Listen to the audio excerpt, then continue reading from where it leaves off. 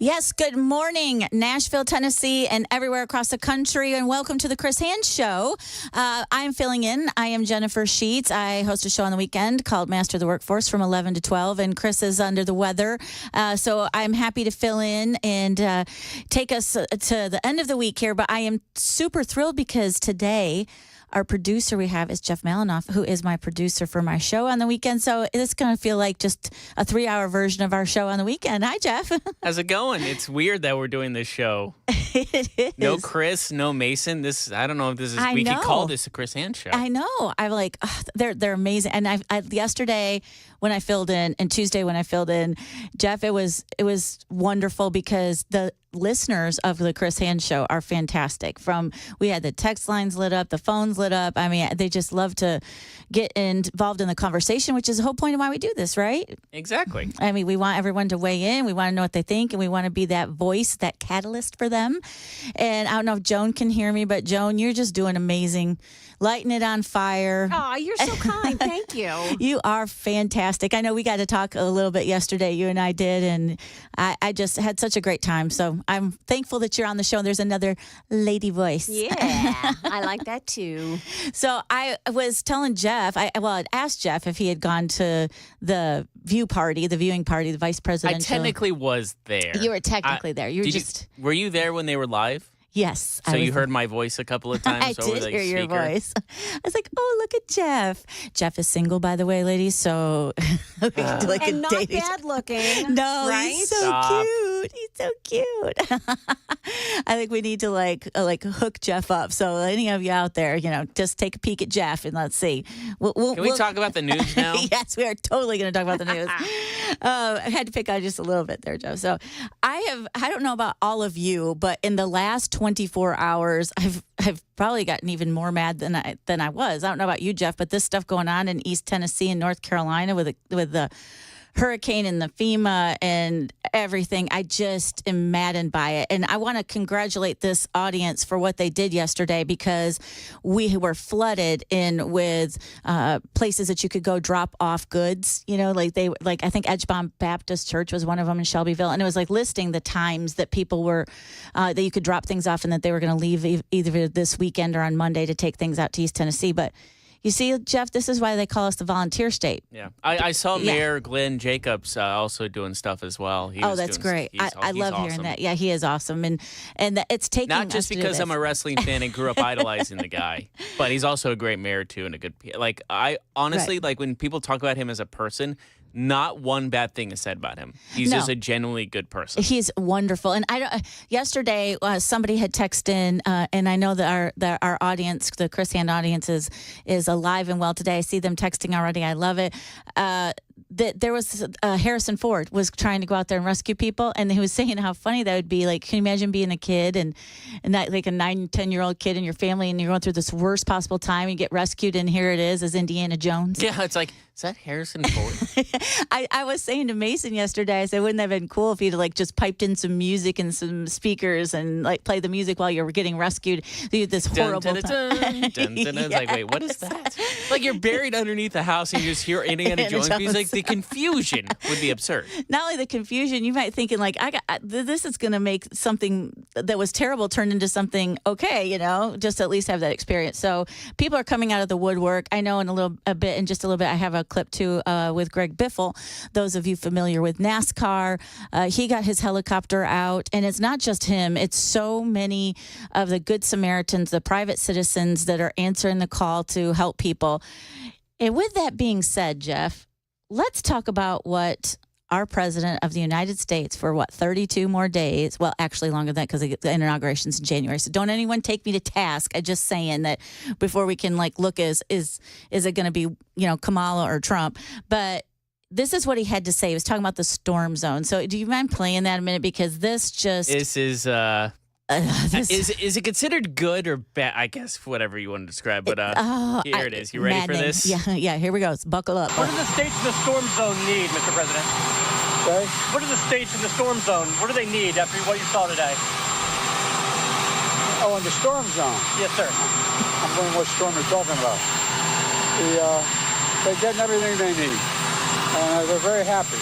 across the board. Very happy. Very happy, and they're getting He said everything. very happy. Yes, and getting everything they need while people are dying. Are you kidding? This is the first time I've heard about. Is that this first time you've heard this clip? Well, my day, I had a day off yesterday, so I took off news, and then I come to this show, and that's the first thing I see. Yep, yeah. Are you kidding me? I think you need to play it. It's only 17 seconds. I want you to play it one more time because I need the masses to rise up because this is insane. Okay, gotta let this one soak in. Yeah, so What do the states in the storm zone need, Mr. President? Okay? What do the states in the storm zone, Yeah. what do they need after what you saw today? Oh, in the storm zone. Yes, sir. I'm wondering what storm you're talking about. They're getting everything they need. And they're very happy across the board. across the board. He has no idea what he's talking so about. Clueless. He has no idea what a storm zone is. No, and then he goes, "What storm?" I mean, What storm? what storm? I don't know what storm you're talking about. Is Joe sleeping while he's standing? I mean, somebody wake him up. Because, hello, I mean, you're standing right there, people asking that question, and then to say they're happy. Yeah, but he didn't know what storm he was talking about. No, I don't know. Maybe the no. storm that's been around for the last week and a half that's been all over the news with hundreds dying. Maybe that one. That I would need to find. We have to effort the clip. I can't even remember who played it yesterday. I don't remember if it was Matt that played it. Maybe even Dan might have played it. I apologize for forgetting who did, but it's gold and it's sickening at the same time because it's one of the senators talking about how they shut down the airspace for Biden to take a look for 4 hours. So he's flying around the airplane. They shut down the airspace, but it meant that no help, whether it would be a medevac or supplies or anything, could go in and out while the airspace was shut down while he takes a look-see. So it was 4 hours. And I'm thinking, what kind of timing are we talking about to do that? I mean, I don't even have words, Jeff. I just don't. I mean, it's just happening in real time is really what they're saying. And dude, you can't make this up. The fact that he's been I just always think about this. They tried a 25th Amendment Trump multiple times. This is what the 25th Amendment was for, right here. It was. Literally. The Yeah. guy doesn't know what's going on. He doesn't. And you know who makes me mad about all this? And it's okay. This is talk radio. I want your opinions. I want the callers to be texting and calling in and everything. But the thing that makes me mad is take all the politics out of it. And Jeff, you and I have had this conversation even on our show, is I feel like she should be ashamed, Jill Biden. Because if that was my husband... Oh, yeah. I mean, literally. If you loved your husband, you'd be like, honey, Absolutely. you're deteriorating before everyone's eyes. You will look 1,000%. foolish, and I don't want that to look on you. That's what a real wife would do. And here's the thing too. You would be saying, okay, we've lived our lives, we've made all this money, we have all this time we can go spend together. Why would you even want to run? They should have just said we're not running for You next know what's term. a good example? Them pushing President Jimmy Carter up into the public on his 100th birthday where he looks like a corpse. Oh, he straight up look like, and I'm not saying that in a mean way. I know. It's literally he's leaning back with his mouth open. It looks like he's dead. It does. And I'm like, why are you doing this? And then you have yesterday, Kamala, so she spends a nanosecond in Georgia, right? And then she goes and heads up to Wisconsin, I think it was, to sit with Liz Cheney and do that whole thing up there. And then she keeps saying that FEMA didn't take money and use it somewhere else. Like, what are you talking about? Even though that's clearly false. Clearly false, because was it a couple weeks ago they gave them an extra... What did we say it was, Jeff? $2 billion, I want to say. $1 billion, I think. No, they asked for $2 billion. They asked for $2 billion, yeah. And gave that. And where's that money? I mean, it just right now. I don't know. We have to rally and answer the call as human beings. And I also said yesterday, and I appreciate all of you agreeing with me on this, is that national disasters do not know the color of your skin, the sex that you are, your sexual orientation, your age, your gender. Like, it doesn't, natural disasters don't look at any of that, don't care about that. So why are we trying to take something like this that's so horrifying and not give people help and use it as some kind of leverage? You know, the conspiracy theorists were out yesterday afternoon, Jeff, about the last hour of the Chris Hand show. And you know what they were talking about is the lithium in that area. Yeah. That's a good point. You know, Speaking of conspiracy theories, like I just remembered about, I'm going back to Jimmy Carter. The crazy thing is his son said, what does Jimmy Carter say about his birthday? He's like, he doesn't worry about turning 100. He's worried about supporting Kamala Harris. No way he said that. No. That's the conspiracies we're talking about. They Yeah. are lying straight up, saying everyone's supporting Kamala Harris when no one has, and especially in these storms and everything like that. It's like they're trying to help the people, so Right. she gets $750 doesn't help these people. Okay, you and I talked about before we came on air about this stupid $750. I was bringing this up yesterday because it not only the slap in the face that it is, and what do you think in the world that someone's going to be able to even purchase with that, especially when things are so expensive right now, the inflation that administration has caused, right? So how in the world do you think that anybody's going to afford anything with $750? I mean, that can't even, I can't even begin to tell you what that doesn't cover. You all know it, and we're all saying the same thing. And so to sit there and kind of put in front of the not just the American people, but the people you're supposed to be addressing at that point to try to make feel better that $750 is, good to go, and we're helping them is insanity. And she only went to that one area.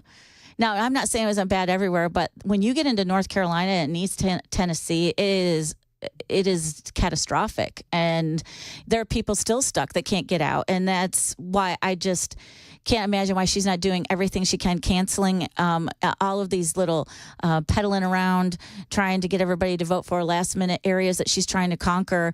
Because you know what it is? Basically, she don't care. She looks at where this covers, what parts of the state. Are you a red state? Are you a blue state? And then and I wish someone would prove me wrong with that. No one will. Sorry.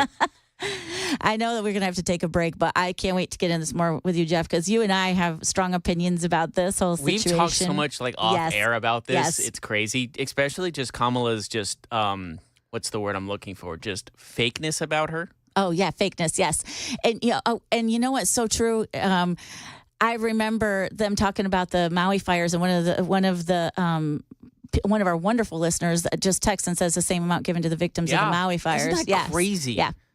And then not only that, remember they were putting up all the government employees up in the luxury hotels when people were homeless. And illegal immigrants are in Yes. 5-star hotels. Oh, Awesome. yes. And, I know we got to take a break, but that just reminds me that they were talking about how there was a guy that was being interviewed that was saying that he had taken some people right out of the mountain, out of the woods that were completely homeless and brought them to a hotel there in either North Carolina or East Tennessee. And they were told there's no room because we have all the federal employees here. So, yeah, that's what we get with our government and our tax money. So, but we're going to come back, take it apart more. We want to hear from all of you. And you are listening to the Chris Hand Show here on Super Talk 99.7 WTN.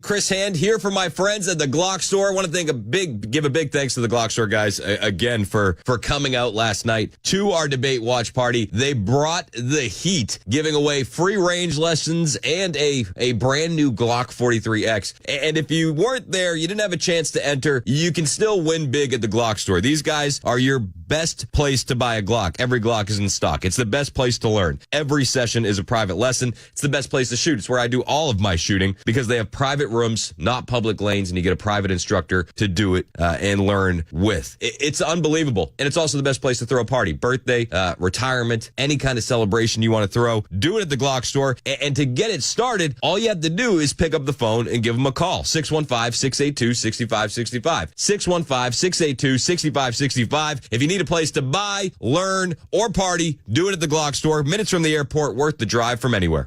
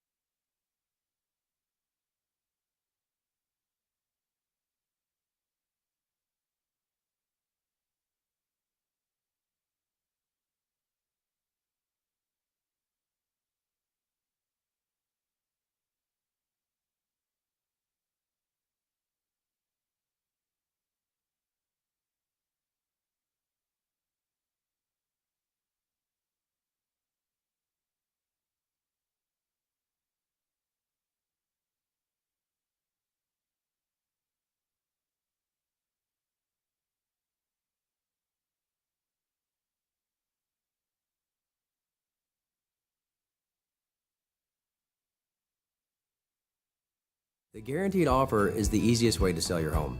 It's really simple. We bring you an all-cash offer. You close in as little as 21 days. No home inspections, no lockboxes, no open houses. Go to markspain.com to get a guaranteed offer and start packing.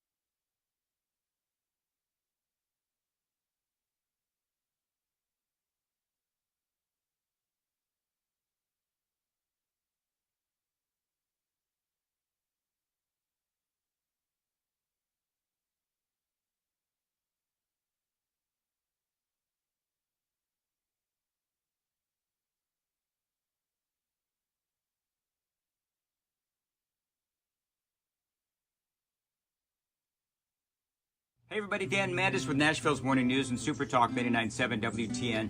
I was speaking to Dr. Christopher Van Shank the other day at a station event. Now, he's a psychiatrist, and he was telling me about the mental health crisis here in America. And as you know, it's out of control. The COVID lockdowns were an absolute disaster. And Dr. Van Shank, again, he's a psychiatrist. And if you're one of those people, you feel like maybe you need to talk to somebody, I would recommend Dr. Christopher Van Shank. He can help you with addictions, depression, anxiety. He can also help kids with the same thing. He's been doing this for 15 years. He's been helping people, and he is here for you today. So if you want to check out his website is nolensvillepsychiatry.com. That's nolensvillepsychiatry.com. There's a whole list of issues that he can help you with. So check him out. If you feel like he can help you, give him a call. The number is below, and good luck.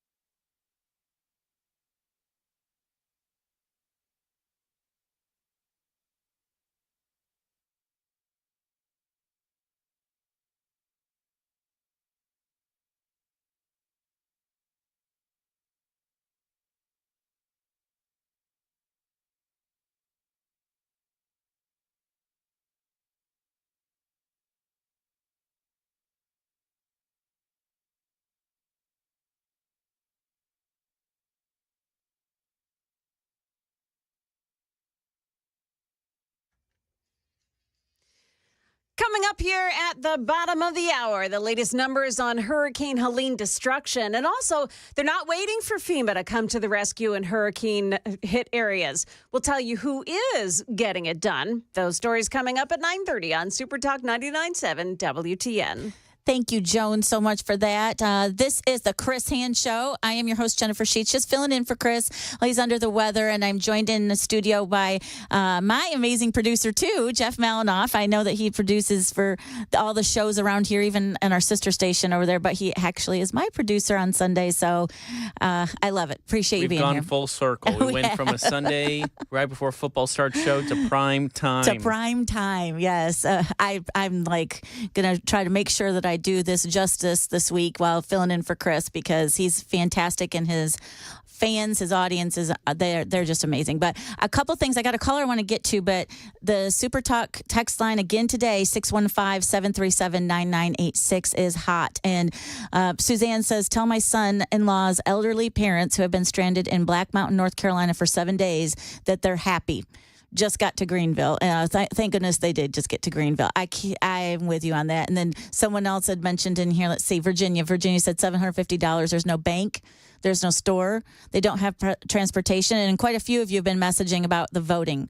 Like, what is that going to do? And aside from all that, that BlackRock has a $93 million contract to dig lithium in the exact area in western North Carolina. So we start coupling all that stuff up together, and it's just, we need action. But I want to take a quick call. We've got Eric in White House.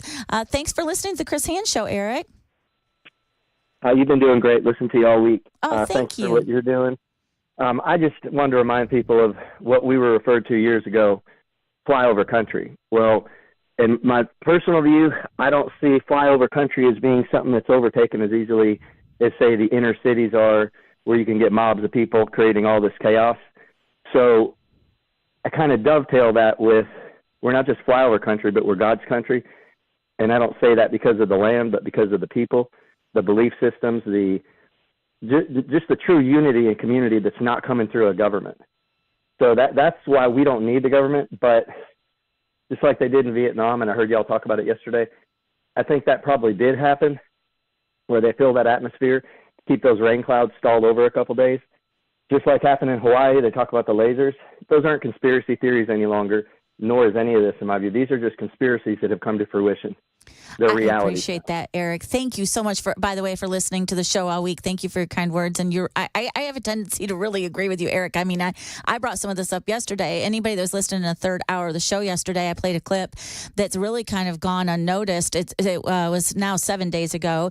Elon Musk was speaking at a tech conference on AI and AI responsibly, and happened to mention about some technology out now, which we've seen. I mean, Jeff, you know how they were in the Israelis had blown up the pagers and the phones. Yes. Okay, so he was talking about this technology that's attached to everybody's phone right now, and they were showing these tiny little drones. They're like the size of like the pocket thing that goes on the back of your phone, pop socket or whatever. And they fly around, and they just go. They have tiny little explosives in them, and they just cut right into your head. And they said it. Oh my goodness. Yeah, and he says we have this technology now. We're doing it right now, and so I do think there's a lot of crazy things going on. I think people get nutso when it comes to an election, and when you couple that with what's going on with the hurricane, I just. There's always something that happens before an election. Like every month there's something new. Yep, something new. And this year's been insane when you talk about from assassinations on Two. Yep, two. So, hey, well, thank you everybody for joining us for Chris Hand Show. We got to take a break at the bottom of the hour. When we come back, got more to come. Myself, Jeff, Joan, we're here for it, and we want to hear from you. Light up these lines. I've got Don and Franklin. I'm going to come to you right after the break, and you're listening to the Chris Hand Show on Super Talk 99.7 WTN.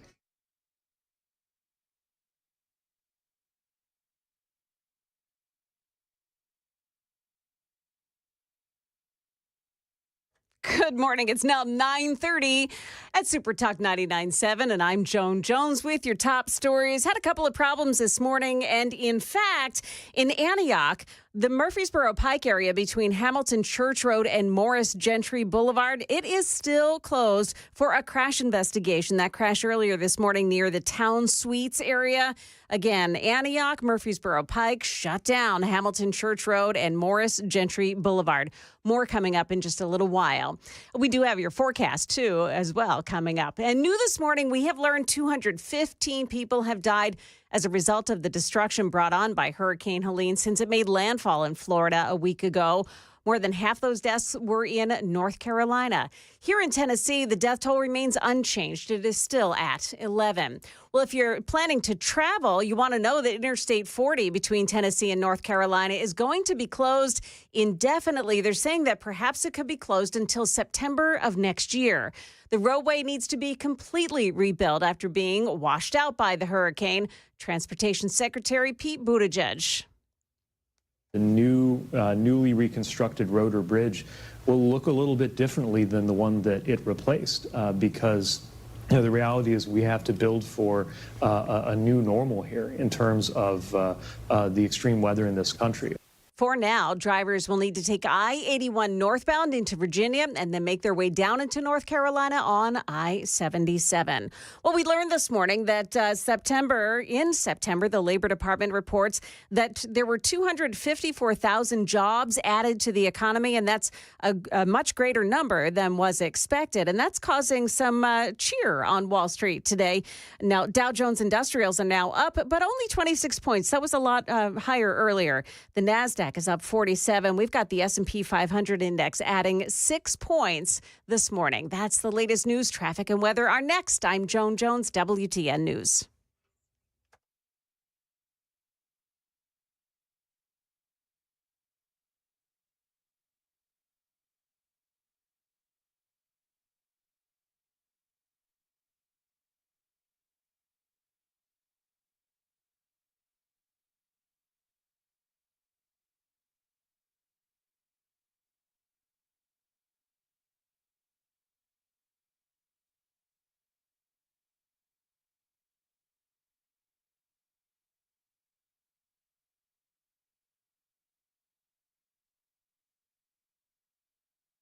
Hey, what's up, guys? This is Matt Murphy for Members Nutrition. I want to tell you about the Members Nutrition difference, and I want to encourage you to go over to the Members Nutrition website. Number one, they believe at Members Nutrition that they can sell vitamins and supplements at a lower cost point, and they're doing it every single day at membersnutrition.com. Number two, they want to make these products right here in the United States of America, not from some overseas company, and they do that every single day. I encourage you to go to membersnutrition.com. You'll get 50% off your purchase price at checkout. You don't have to put in any codes. Just go to membersnutrition.com. Once again, membersnutrition.com.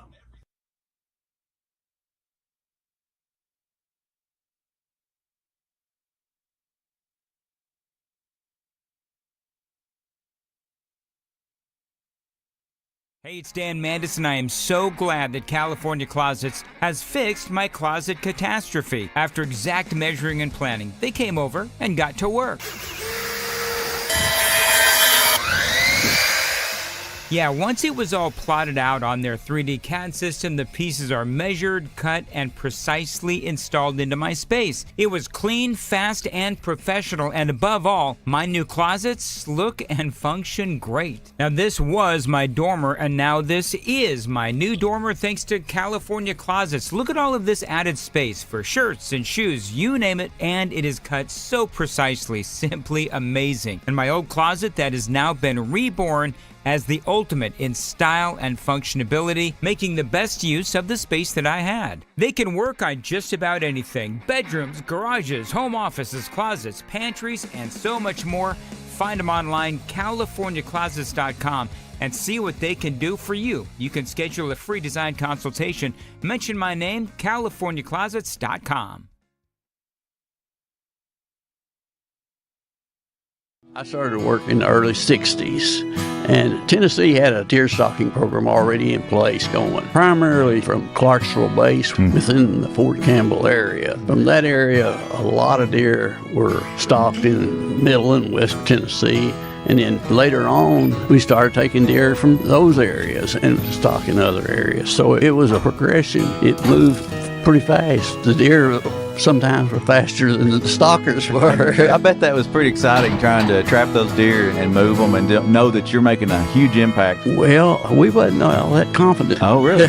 Because a lot of the counties had dog problems. You know, they'd be wanting to dog the deer, and it didn't hold up under that kind of pressure. And we had to go back in and restock. And there was a lot of different types of law enforcement work that had to be done. I hear you. And the officers did a good job.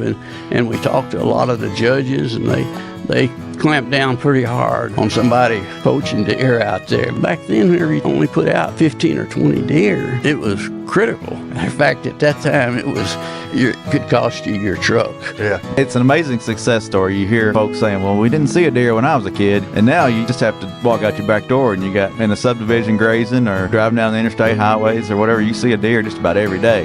Yeah, sometimes I wonder if we're too efficient. Some folks say back in the good old days, but I don't know. Right now, hunting and fishing is really good.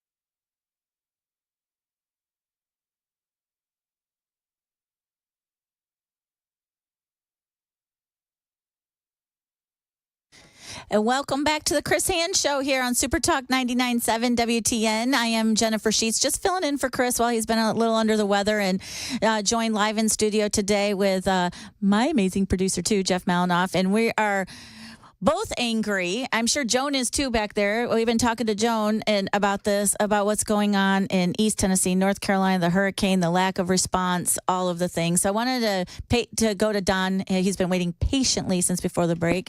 Don's in Franklin. Thanks for listening to the Chris Hand Show.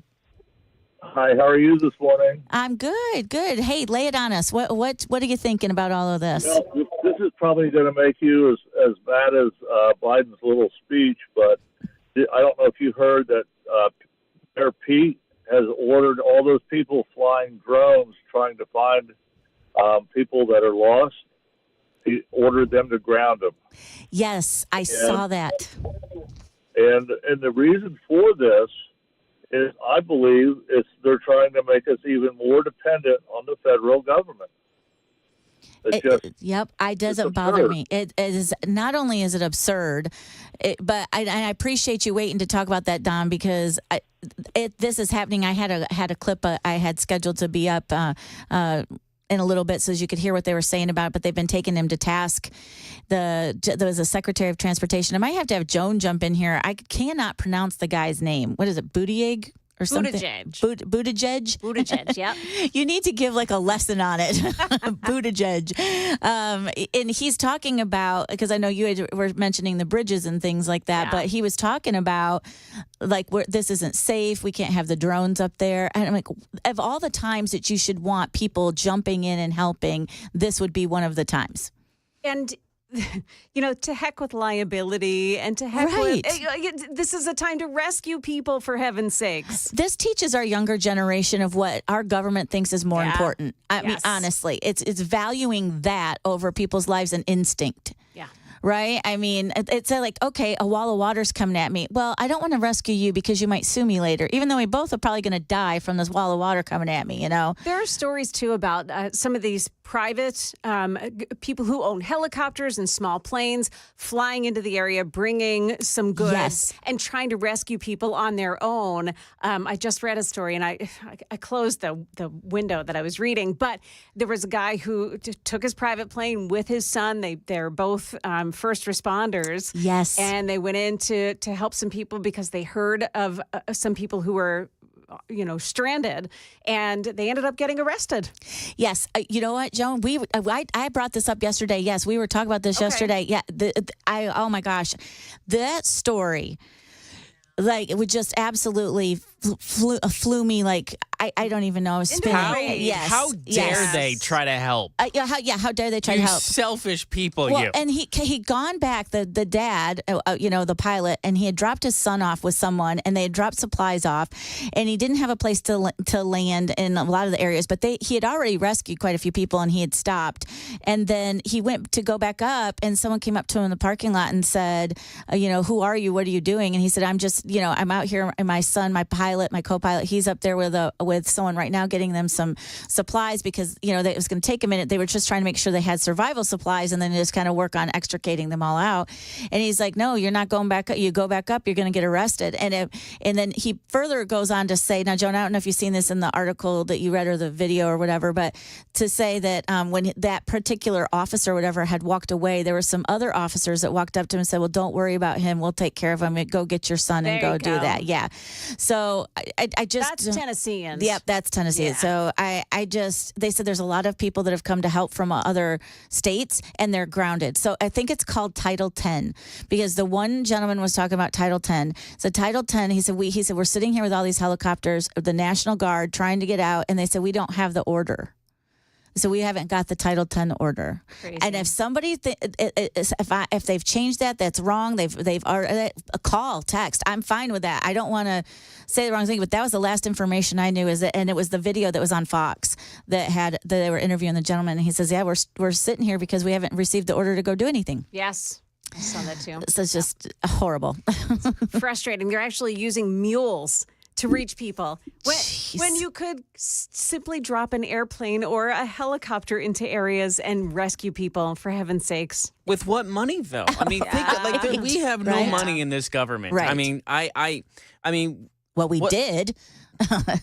I mean, no, we never did. I don't know what you're talking about. Oh, yeah, that's right. We don't have anything right now. Yeah, we FEMA needs the money for things that they need, even though they had $1 billion and spent it on something else and then claim they didn't do that, even though we saw it with our own eyes. But no, we need more money. FEMA needs more money. Oh, yeah, they in Newsweek, FEMA responds to accusations, money spent on migrants, and just that it's just absolutely not true. You know, we have nothing to fear but FEMA itself. That was great. Good one. I like that. Maybe we need to put that on a T-shirt. All of the amazing Chris Hand audience out there. Chris Hand could take that idea. Yes. Just make a T-shirt that says you have nothing to fear but FEMA itself. What was the Ronald Reagan line? Oh, the most dangerous words you can hear from the government are, "I'm from the government, I'm here to help." Nothing's been more true than what's going on right now. Yeah. That is 1,000% true. And someone just is helping me out. I love it. I love the text line because I knew that I might have been saying it wrong about the Title 10. That was my question, but I remember the guy was having a discussion about it. And it's he was saying the Title 10 is the order given by the federal government to federalize the National Guard so they act under the authority of the president, not the governor. Thank you for that. Yes. So it's just really, I don't know. There's no words. I feel like today is the first time I feel like I'm stumped without saying something bad that you can't say on the radio. Or what did you say on a podcast but not on the radio? And I just am really, really encouraging everybody to talk to your local government. And I said this yesterday. I have been a proponent of this for a long time. We have a presidential election in 32 days, but you really need to pay attention to who's at your local level and your state level, because these are the people that have to get around and push. If they're looking for the federal government for help, they're the ones that are going to have to step on their neck, and they're the ones that are going to have to, make an order to bypass it. I know the states can bypass a lot of things sometimes, and if the governor needs to do it, then he needs to do it. And at this particular point, we are at a level where, people have died. And there was a guy that was being interviewed on Fox News last night that said, I think it was on Jesse Waters. He was talking to him, and he's like, he goes, it's too late. So they're talking about sending help. He goes, it's too late. He said, there's so many people that have already died. He says it's too late. So are you surprised by this? No. Like, that's the thing. Like, I see, you're sounding like me now. It just hurts that this government that we're supposed to trust is totally untrustable. Untrustworthy is the word I was gonna say, but then I made up a word. But I do that all the time. It really just bothers me that, like, anyone that blindly listens to the government, I don't know what to tell those people, because those are the people like you see on the left on Twitch, on like Twitter and stuff like that, or X, that are just like, Biden's done this great job, Kamala's gonna just take, like, and then people are saying this new step forward with Kamala, which makes no sense because she is the step forward at the moment. Okay, yes, let's say that I've been waiting. Like, I know that when I went to the debate party, the watch party, people were cheering so loud in that venue when J.D. Vance called out. He's like, she's been president for the last vice president for, well, probably president. See, that was a Freudian slip. Probably been because Joe's been sleeping. The president for the last 4 years. She's been in office. She could do anything that she needs to do right now. I mean, even Trump was talking about that. He was president. He said, I can tell you, she could go right now and she could sign this in, she could do this, and she's not doing anything. And why isn't anybody calling that to task? And even if you're on the other side of the aisle, what does it matter? You should be holding it accountable. You should be taking your industry to task for the fact that these people are dying on your watch. Wouldn't surprise me if there was dirt involved. Like, they just can't open their mouths or else dirt will I wouldn't doubt that either. I had another text from Buffalo, New York, saying Title V, the state active duty orders we wait for as guardsmen. And it says there's so much red tape that keeps our National Guardsmen from properly executing a mission in a timely manner. We have volunteers in the Guard chomping at the bit to get to the scene and help their fellow citizens, but they have to sit and wait for paperwork to be accomplished before they can do anything. And by the way, thank you for your service for sending that to us today and explaining that, because it's just ridiculous. why are we waiting for that? We should be able to just react. These are moments when you don't think, you just react and you do what you got to do. I don't think that the firefighters in 9/11 that went up the building the other way were sitting there waiting on special orders. They were just they saw a need and they ran in and they went in, and we all know how that happened. Most of them didn't come back out. But and could you imagine? No. Could you imagine if they did that? No. Then that whole conspiracy about that would actually have some legs to it. Oh, sure. But since they were just allowed to go straight in, that's a whole different story. But oh my God. But look where we are from 2001 oh my God. If to now. if that would actually happen today, wouldn't it? I just lost all faith in humanity just now. That's what I'm saying. Like, look at the difference in the landscape from 2001 now. And you know what? Is horrific and awful and sick to my stomach, and it is very triggering, as I know many of you that lived through 9/11. It is to rewind that, where we were that day, what we were doing, and everything that goes along with it. The one thing I will say is that in those few days after 9/11, we were one country. Oh yeah, everyone got along. Everyone stopped what they were arguing and got together. Yep. That will never happen again, unfortunately, because we're so honestly, I blame social media. I do too. Oh, you took the words right out of my mouth, because you and I talk about this too. Social media has split us so bad. It's terrible. And anybody can put their opinion out there. Yes. Cowards can say the grossest, awfulest things to people and not have any consequences about it. And I don't mean consequences as in prison or anything like that, First Amendment. But saying it to someone's face is a heck of a lot different than saying it to them over a keyboard. If they would have grown up in the time that I grew up in, you talked to people face to face, your friends, you're asking somebody out, doing whatever you do, you were face to face at everything you did, and you had to have the guts to do it. And now you can just hide behind something, and then it's evil. It's like evil. You want to know how liberal my city was that I grew up in? When Osama bin Laden died, I was in middle school, right? Yeah. And we went to class that day and talked about it. And I was saying like, good. Glad he's dead. Right. And a girl in my class goes, well, no one deserves to die. And I went off. I'm like, are you kidding me? He killed thousands of people, and you're saying he doesn't deserve to die. Up yours, girl. I don't know where she's doing right now, but she was stupid then. She's probably stupid now. It's just like I was hearing some women talk about over there, and I'm like, did you ever see the videos where if you looked up in the wrong place and they'd march in the middle of the square and lop your head off? I mean, it was like that whole regime. And the sad part is that we don't, if you're a decent human being and you're a forgiving and you're a loving and I feel God-fearing person, you know that there are good and bad people in every organization. I'm not sitting here saying that everybody's perfect that's a Republican or, and they're all evil that are Democrats. What I'm saying is there's an ideology that's getting, put out there and people are believing in, and there's other people that I don't think are strong enough to understand the difference between rhetoric and actual call to action, and that's where it gets scary. But we're up against a break, and I appreciate everybody texting. I got a call waiting. We're going to take right after the break. You're listening to the Chris Hand Show on Super Talk 99.7 WTN.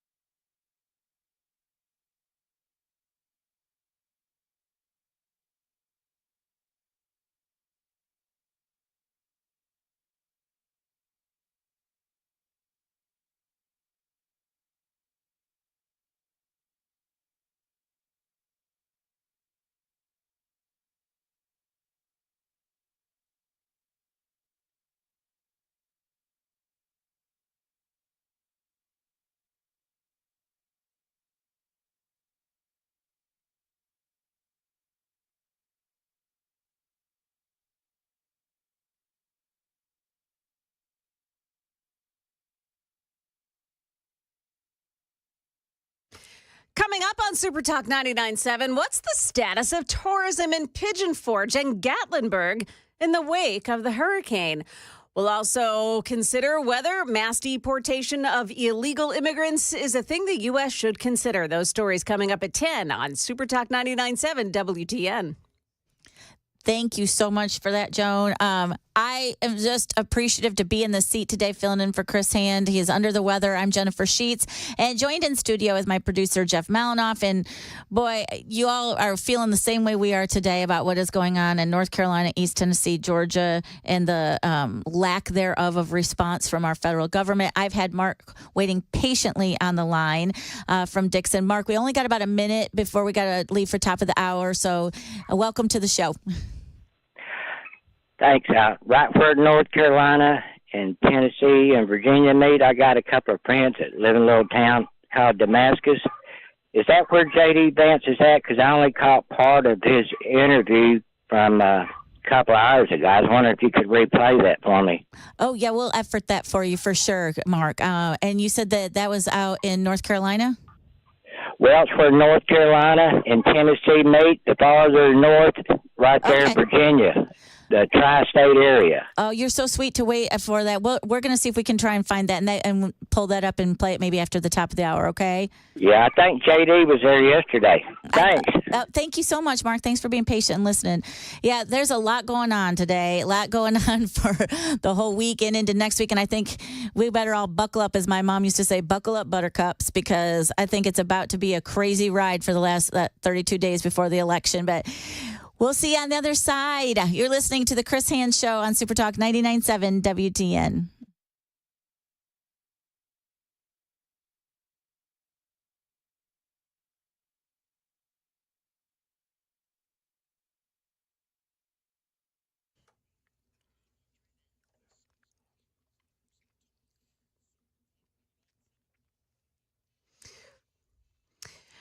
Good morning. It's now 10 o'clock, and I'm Joan Jones with your top stories. Want to let you know that it is still closed in Antioch this morning on Murfreesboro Pike between Hamilton Church Road and Morris Gentry Boulevard because of a crash investigation. That crash happened much earlier this morning. Again, it's closed, Murfreesboro Pike between Hamilton Church and Morris Gentry Boulevard. We've got your forecast coming up in a couple of minutes. Stick around. Some improvement in finding the missing after flooding hit western Tennessee. Health officials say there are now 27 people unaccounted for, but that's compared to 500 in the first days of the disaster. Help is pouring into western North Carolina from federal agencies, the National Guard, and also neighbors after the devastation caused by the hurricane. Across 6 states affected, 215 people have died. ABC's Morgan Norwood is near Asheville. Troops delivering water, food, supplies. Meanwhile, volunteers using pack mules to get aid into hard-to-reach areas. More than 800,000 still without power across the region, and authorities honing in on those isolated areas as they continue to search. Lots of people enjoy visiting Gatlinburg and Pigeon Forge during the fall months. Officials in both places say their businesses were unaffected, and they are open and ready for visitors. Though the Little Pigeon River through Gatlinburg is prone to flooding, that was not the case as Helene passed through that area.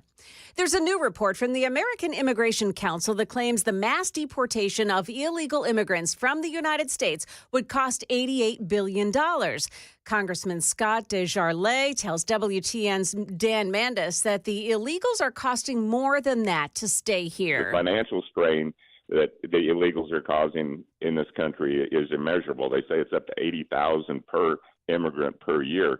We're already so far in debt we can't see straight, and then we're continuing to compound this problem. He's penned a letter to ICE Deputy Director Patrick Lechleitner requesting answers for the lack of data and tracking of illegal migrant juveniles committing crimes and why there's no vetting process for juvenile border crossers.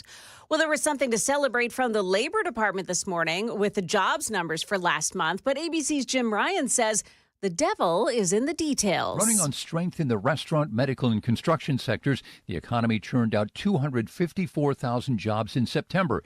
Unemployment slipped to 4.1%. That eclipsed the most optimistic predictions. Behind the numbers, though, signs of stress in the labor market. 21% of unemployed Americans have been out of work for more than 6 months. Now, after that report, there was a bit of a rally on Wall Street, but now the Dow Jones Industrials are up by 91 points. NASDAQ, that's up 140, and the S&P 500 index is gaining 24 points. That's the latest news. Weather's next. I'm Joan Jones, WTN News.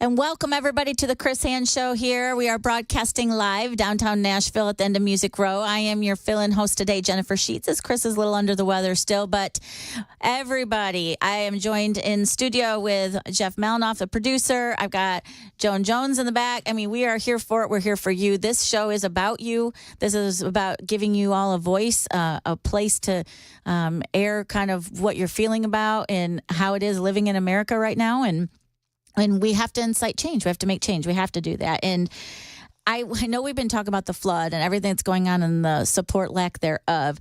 But there was a couple interesting things that actually Joan brought up during the news. And one of them I take a special issue to. And Jeff, you know when I'm going to talk about this, that you know this is my absolute wheelhouse, and you know enough about this to know how I feel about the BLS. So they said that the jobs were up. Right, they said they reported that jobs are up. So that statistic comes from the Bureau of Labor and Statistics.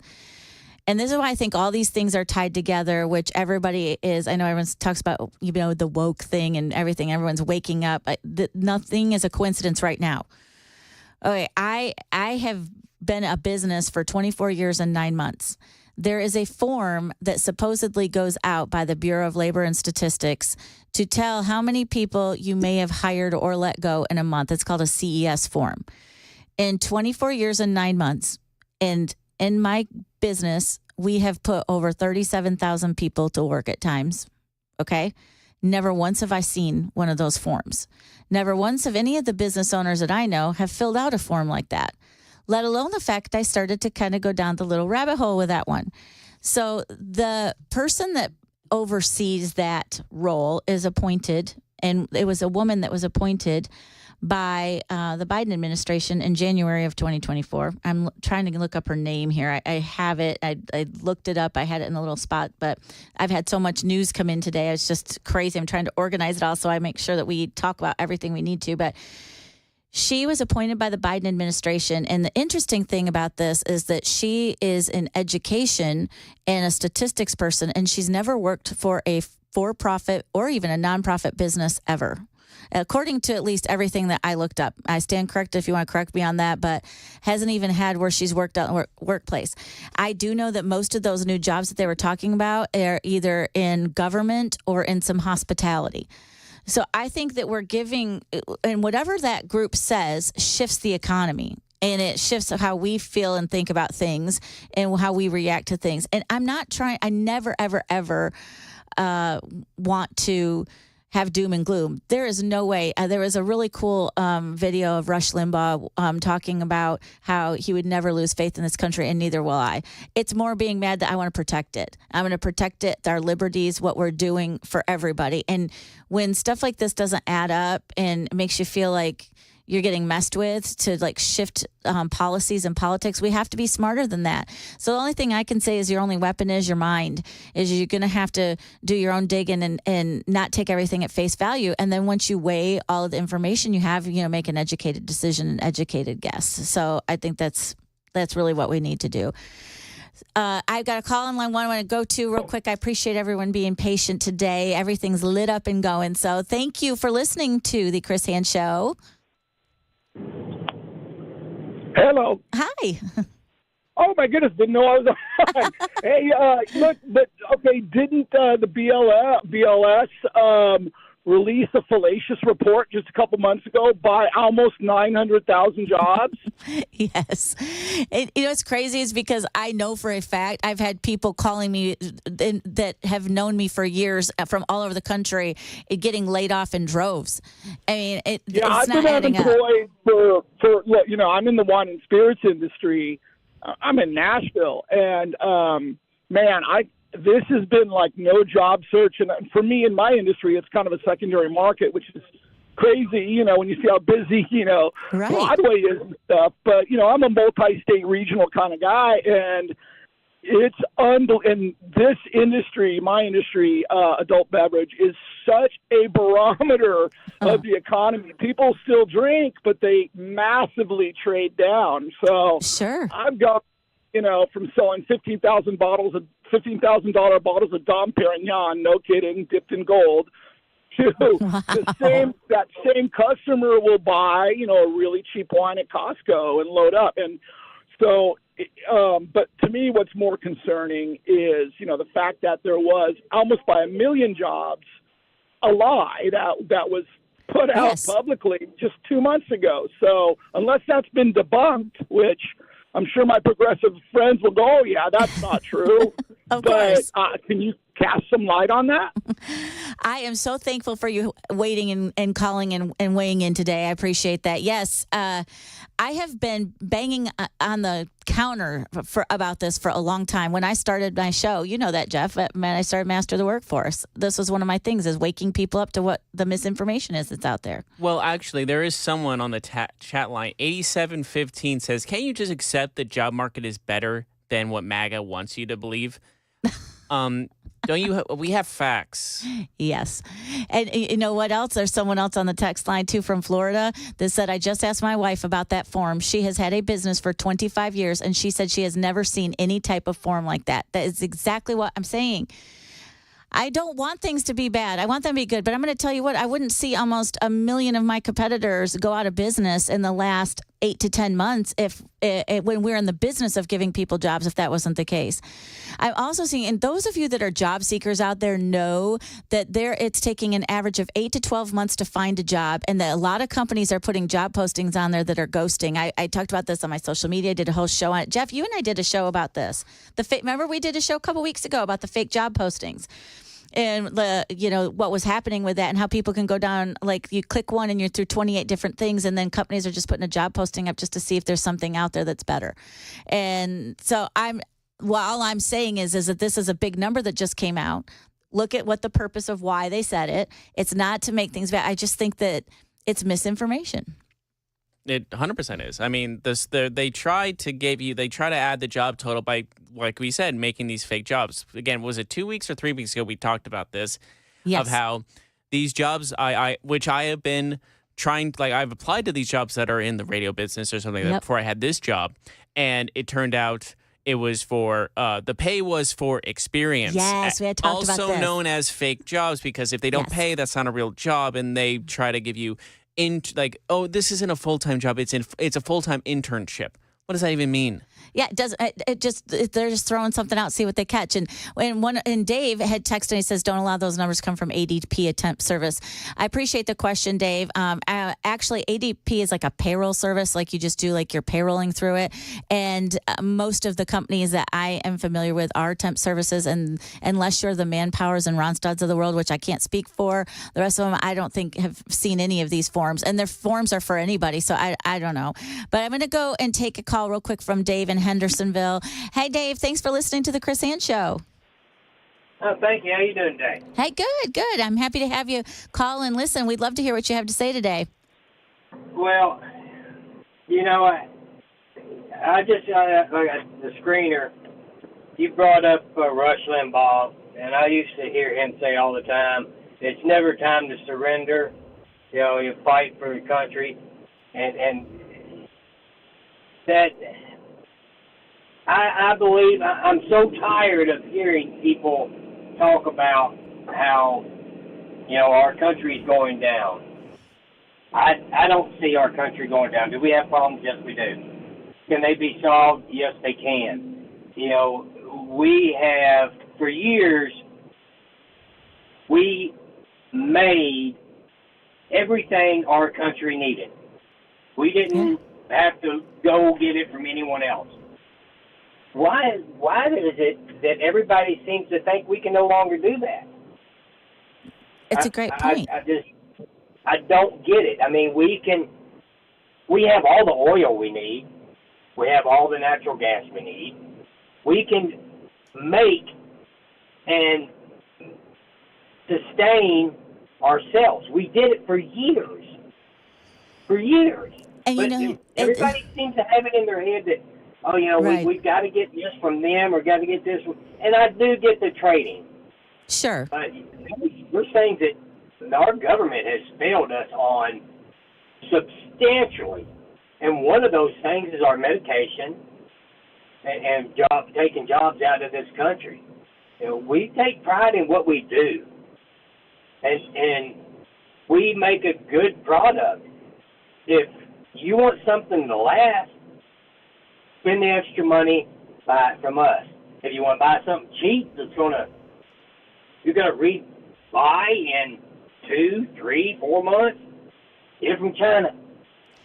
I appreciate you giving a call today, Dave. Thank you so much for weighing in on that. It is kind of one of those subjects of, we want to keep things here. At the same time, sometimes it's just not realistic, unfortunately, because of all the bureaucracy wrapped around it. And, when you've got people that if part of the economics of your company are that people don't want to come and work for those roles and you don't have anyone to fill them, you're either going to automate them or you're going to put technology or you're going to outsource them. And we have all the capabilities, and you're right, we need to focus on that. So I want to go to Mike in Smyrna. Mike, you are listening to the Chris Hand Show. We're glad to have you on. Love to hear what you have to say today. Hi, thanks for having me on. Can you hear me? Oh, yeah, absolutely. Okay. I was just wondering this morning, I'm always up early, and I was seeing that there was a post about this gentleman, Basil Handman, who was caught on camera. He was an MSNBC producer for the Iman Show.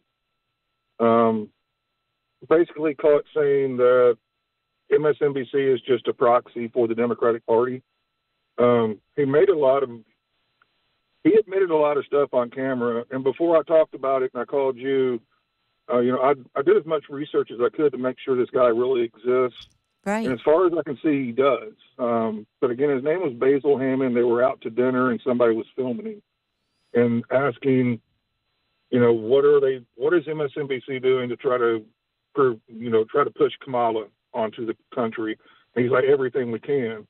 But he had several one-liners in there that were, he said that MSNBC, at this point, there's no line that you can draw between MSNBC's voice and the Democratic Party's voice.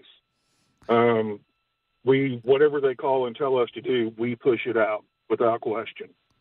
And one line that he said in there that I think everybody should go and look at it. as far as I know, the only postings I saw this morning were only about 4 hours old, so I think it just came out this morning. But one of the lines he said was, all MSNBC has done successfully over the last 3 to 4 years is make their listeners more stupid. They basically just listen to us and do whatever we say. So I kind of felt like that went in line with almost every topic we're talking about this morning, from job reports to what's going on with the hurricanes, from, it's just, you can't trust what's going on. You have to go and do your own research and figure things out. I just want to know what your thoughts were on that. I appreciate that, Mike. Thank you so much for sharing that, and you did it perfectly, because you heard some information, you saw something, you're like, is this really real? Because we are living in that world of the AI kind of, They make you listen to Joy Reid. Of course, they're trying to make you feel more stupid. Yeah, that was a great observation. Sorry, that was a good way to put it. Yes. Who else is on MSNBC besides Joy Reid? There's a bunch of others that are terrible. There's a lot. She's like the top of the. She makes you feel stupid. Right. Kind of like talking down to you all the time, and and if you disagree with her, you're racist. Oh yeah, always. That's that classic projection. Just that. I think that right now that, like, Mike, when he called in and said he did it right, like, you have to check all the avenues and then base your decision on that, because we're in a world where technology is changing so fast. People are using AI to regenerate like someone's interview and say something that isn't true. Like one of the other Elon Musk things was, it was an interview that showed on a screen of, I think it was of Elon Musk. And he goes, "That's not me. That was AI generated and someone manipulated it." And so we don't know really what we're watching, what we're not. And the sad part of it is we have kids. I have a 14-year-old and an 18-year-old. I know so many of you out there listening have children, and it worries me about them being more of a free thinker.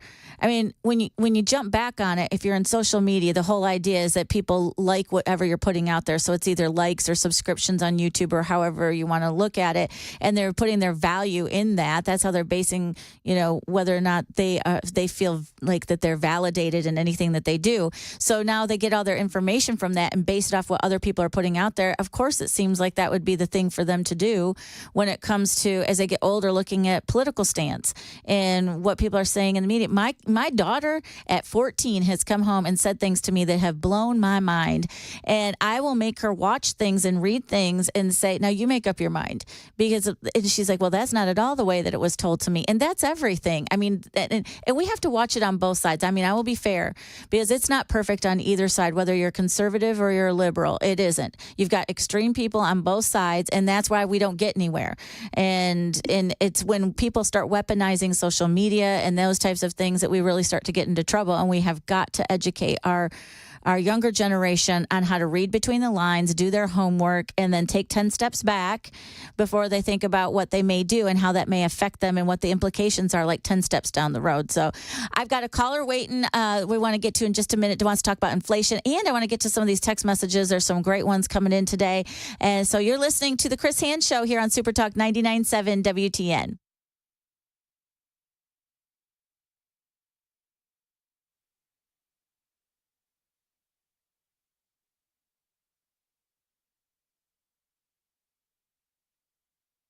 My name is Chris Hand. Listen, it's October, and before you know it, it's going to be cold outside. Have you gotten your heating system serviced yet? You really need to do it soon. Do it the best way, the Busy Bee way, with my guys over at Busy Bee Plumbing, Heating, and Cooling. And while you're on the phone with them, scheduling that maintenance, sign up to become a Beehive Club member. You get so much value out of being a Beehive Club member. 3 annual tune-ups, 1 for your heating, 1 for your cooling, 1 for your plumbing, 10% discount on repairs, priority front-of-the-line service. That part's huge. When I had a problem with my AC over the summer, having them come to my home in less than an hour when I needed them because I'm a Beehive Club member was clutch. The Beehive Club membership also comes with a $100 annual accrued replacement credit with a maximum of $1,000. No overtime or holiday fees, and exclusive Beehive member promotions. It pays in so many ways to sign up for the Beehive Club membership. For satisfaction guaranteed, call my friends at Busy Bee Plumbing, Heating, and Cooling. They're your Rude Pro partner, 615-775-7833, 615-775-7833, online at busybeehvac.com.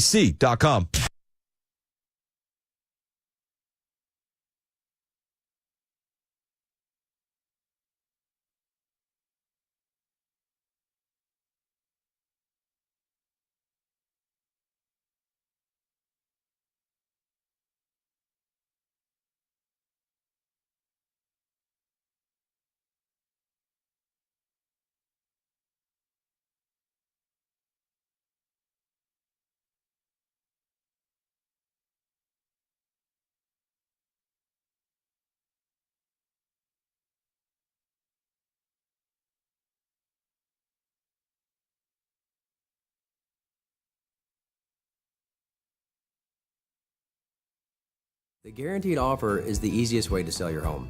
It's really simple. We bring you an all-cash offer. You close in as little as 21 days. No home inspections, no lock boxes, no open houses. Go to markspain.com to get a guaranteed offer and start packing.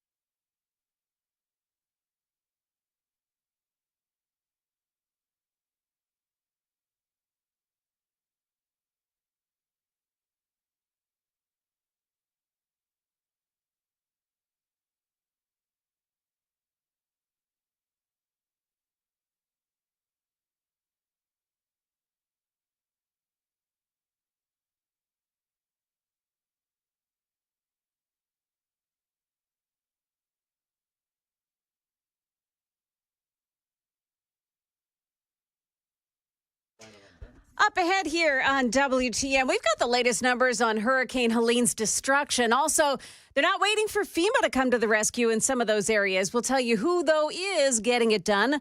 Those stories coming up at 10:30 on Super Talk 99.7 WTN.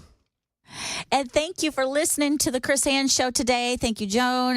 Thank you, Jeff, for being in here today, too. And boy, we're at it today. We're digging it all up and trying to not scare people. I think people always keep saying that. What we're trying to say is, does the news ever not scare people? It is. It, no matter how you say it. Even local news, it's always a horrible, sad story. Exactly. It's rare you see happy stories. I know. That's why I think, too, like when we do our show, we're always talking about like things that people need to know about. We're always trying to bring some uplifting things. I want to make sure we bring some good stories today, but at the same time, you have to talk about what's really going on, and like there's so much misinformation out there right now. And if we, like from Jeff and I and Joe, like as an organization, if ever we say something that's misinformation, we're only getting our information too from what everyone's sharing, what we're seeing ourselves, what people are reporting back.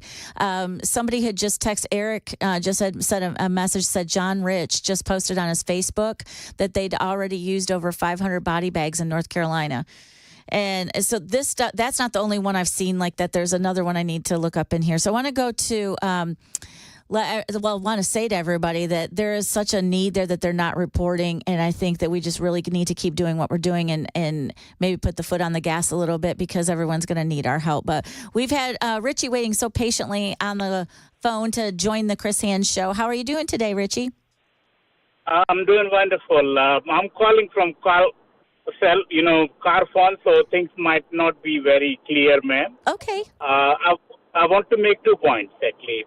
One is regarding, we keep talking about inflation, but only way we could cut down inflation is basically have a balanced budget, not keep printing money, because if you have same resources and same services and stuff, you print money, everything become more costly.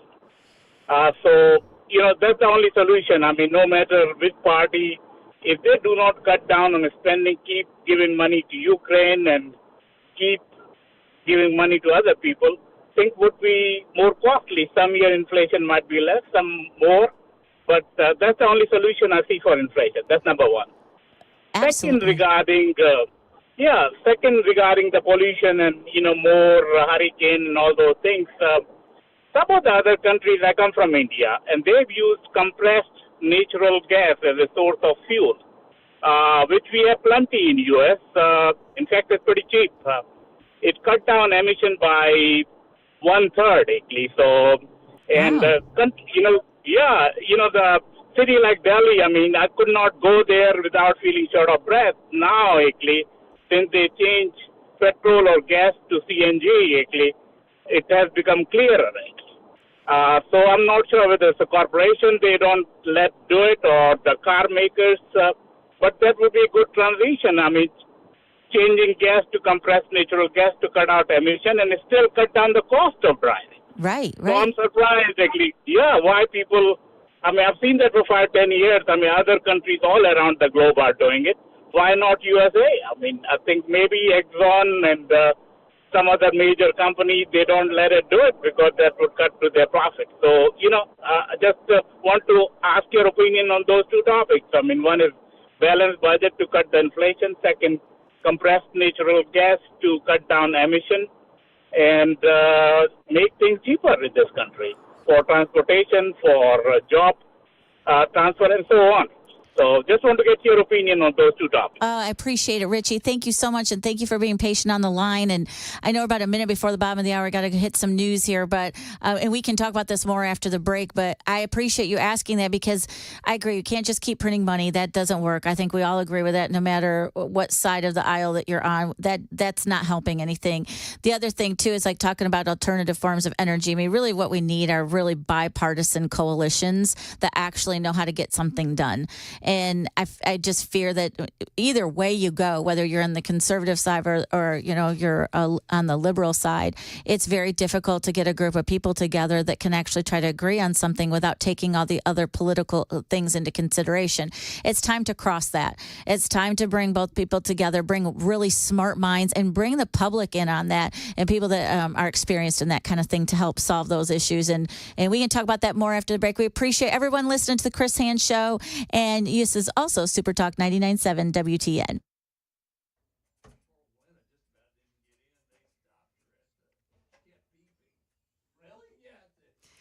Hey there, it's now 10:30 and I'm Joan Jones with your top stories. We've got a closure that has been here all morning long and it's still happening today at Antioch. It's Murfreesboro Pike between Hamilton Church Road and Morris Gentry Boulevard. Closed off after a crash early this morning. They're still investigating now. An update on Hurricane Helene in Tennessee. The death toll standing at 11 today. That's the same as yesterday. There are still 27 people who are unaccounted for. With FEMA largely out of the picture in North Carolina and Tennessee, smaller local airports like City of Statesville Regional Airport and Hickory Regional Airport, they've transformed themselves into donation drop-off and delivery zones, courtesy of a few dozen volunteers lending their time, critical supplies, and in some cases, even their planes and helicopters. Eric Robinson is one of them. So we have fuel trucks in the mountains, so a helicopter doesn't have to come all the way back here. They can land at a certain refueling point, also grab water, supplies, whatever they need from there, and then kind of meet needs from there. Volunteer group Operation Airdrop flew a reported 37 private helicopters to assist with the rescue efforts in the rural high country of North Carolina. Many places in Tennessee and North Carolina are still cut off, however, from the rest of the world. Getting supplies to western North Carolina has involved aircraft and, where roads are usable, vehicles. Elsewhere, the relief effort has taken a decidedly low-tech turn. Mules are being loaded with food, water, and medicine and led into the storm zone. They're able to carry 150 pounds each, which is more effective. Amanda Schumacher is a volunteer with Mountain Mule Packer Ranch, running mule trains into the Black Mountain area and beyond. Jim Ryan, ABC News. Got got a long-term road closure that's set to begin tonight in Davidson County. It's on Holt Road from Nolensville Pike to Edmondson Pike. It's going to be closed for a road widening project, and it won't reopen again until the summer of 2025. Well, we're giving up our gains on Wall Street after a really good jobs report from September from the Labor Department. Dow Jones Industrial is now down 15. The NASDAQ, however, up 54, and the S&P 500 index is gaining 5. That's the latest news. Weather's next. I'm Joan Jones, WTN News.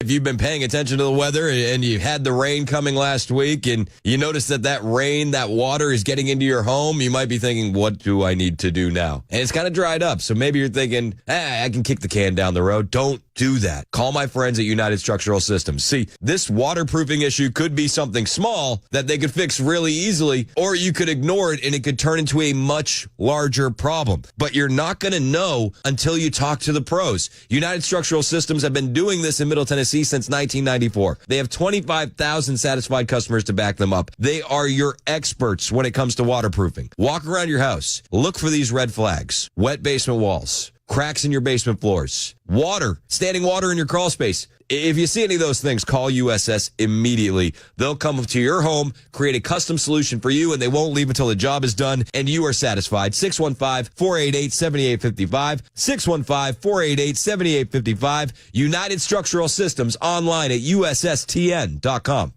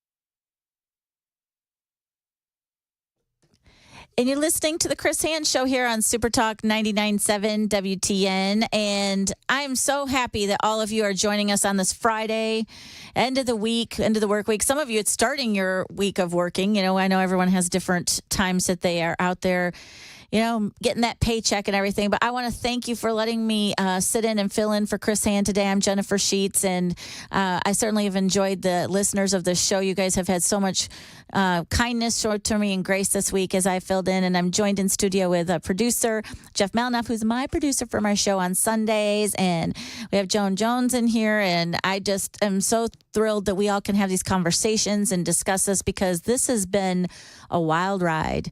This has been in an insane last few months. I mentioned this before a couple breaks ago, that I said, I think you're just going to have to buckle up, because I think it's about to get crazier. And I started thinking back about how much things have changed just in a short amount of time. And like tomorrow, Jeff and I were talking about this. Elon Musk said he's going to attend the Trump rally that's in Butler, which is the scene of when Trump was the attempted assassination back in July. So they're going to return back to the area where this happened to begin with, and that Elon Musk said that he planned on attending the former President Trump's rally. And the billionaire actually announced this. He announced it on a post that was on X that he put out. And we talk about why does this matter? And it's because, when Trump returns to the scene of the first assassination attempt against his life, it's already raised concerns, I guess, apparently amongst local officials. And this was per a place called Axios Philadelphia's Isaac Alavuchia. And he was just saying, because of how they have to secure the area, what's going on, the questions being asked, did they improve everything? Are things better? And, the U.S. Secret Service, they had bolstered Donald Trump's security in the wake of the shooting. We forget that killed somebody. There was someone in the rally that it killed and wounded two others. And, we saw it, the bullet, graze his ear. And I said this even on my show, that and anybody that knows me knows that I'm 100% truthful when I say this. When you take a shot at any presidential nominee, candidate, I don't care what your belief is on either side, you're taking a shot at democracy, because what you're basically essentially saying is, I'm not smart enough to decide for myself who I should and shouldn't vote for based on what's important to me. So you're going to try to take that decision away from me and make it your decision. And to me, that is all the parts wrong. And so I want to see protection for any presidential candidate that's running, anybody running for office. I know there was a big thing with Senator Kennedy about that. He wasn't getting Secret Service protection. And I feel the same way. I think if someone would have tried to take a shot at the vice president, I would be just as angry about it. I mean, why are you taking that decision away from me and deciding for me? And, I hope that you all feel the same way about that. I mean, it's just disgusting. We have there's no place for that in this country. And I'm interested to see what is going to transpire with Elon Musk being there. Because if you thought security was an issue with Donald Trump being there, Jeff, what's this going to be like with Elon there? Well, it's going to be interesting. I did you watch their X, their conversation on X they had a couple of months ago? No, I didn't. Was it a month ago? They had 5 million people watching at one time, and almost broke the whole site.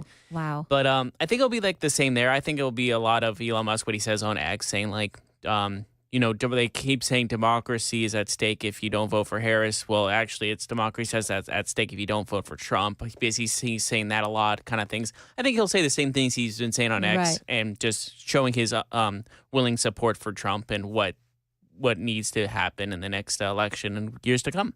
It's interesting about him is that here you have someone that depending on what side you believe in, you either thinking that you think the rich get richer and tax the rich, and here you have a billionaire. But then you also have a billionaire who just keeps investing in other people and companies and trying to grow. And I think there's distinctive differences. I mean, he was trying to do Starlink, and I did see there's some fascinating video. I don't know if you've seen that, Jeff. There's some fascinating videos. Some people taking their trucks out in that area in North Carolina and East Tennessee, and then putting the Starlink up. And then there were people coming from, kind of everywhere from the mountains there and stuff, and they were standing in these circles around where they had the Starlink at so that they could actually call loved Starlink also ones. saved the astronauts that have been That's stuck up there right. for That's months. Or like they were supposed to be stuck up there until the next year. Yes. And Starlink just sent up a couple of people and saved them. And shows that, oh my God, Elon Musk actually did something that actually the government just, I honestly don't know if the government just refused to do. Right. It feels like they just said no. Yeah. Yes. And Elon Musk was like, okay, I'm just going to do it. And I think that really helped him just character-based and also just like what he can accomplish. And it also goes to show, like, what about lead by example, right? That's what we say, lead by example. Yeah, exactly. That's exactly what he did. Yeah, I mean, I think that the opinion that many people may have of big business, or it's greed versus the little man and all that stuff, some of that might fall away just a little bit if people could understand the actual inner workings of it. I mean, here's the thing. We live in this country where, and even clearly someone that's illegal, where anybody can walk in and start a business. So I don't, like I used to say, I don't want to hear it if you complain about not being a business owner. No, it's not for everybody. Trust me when I tell you this. What I'm saying is there is an equal opportunity. You can file that $15 fee and put yourself as a company, and then you can, set yourself up. Everything's online now, and you can be a business. So everybody has the opportunity to be a business. You have the opportunity to put your skin in the game. What you do with it when you get it is a whole nother ball of wax. And SpaceX, he said SpaceX, not Starlink, same company, two different things. Yeah.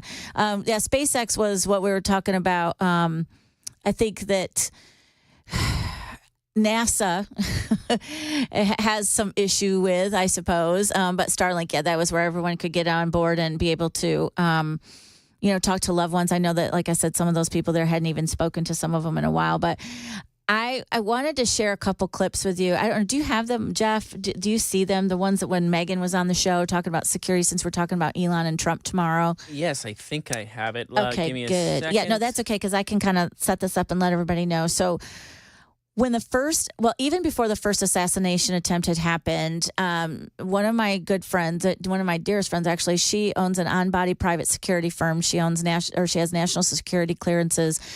She is a veteran. She's been in Afghanistan. She spent time in Moscow.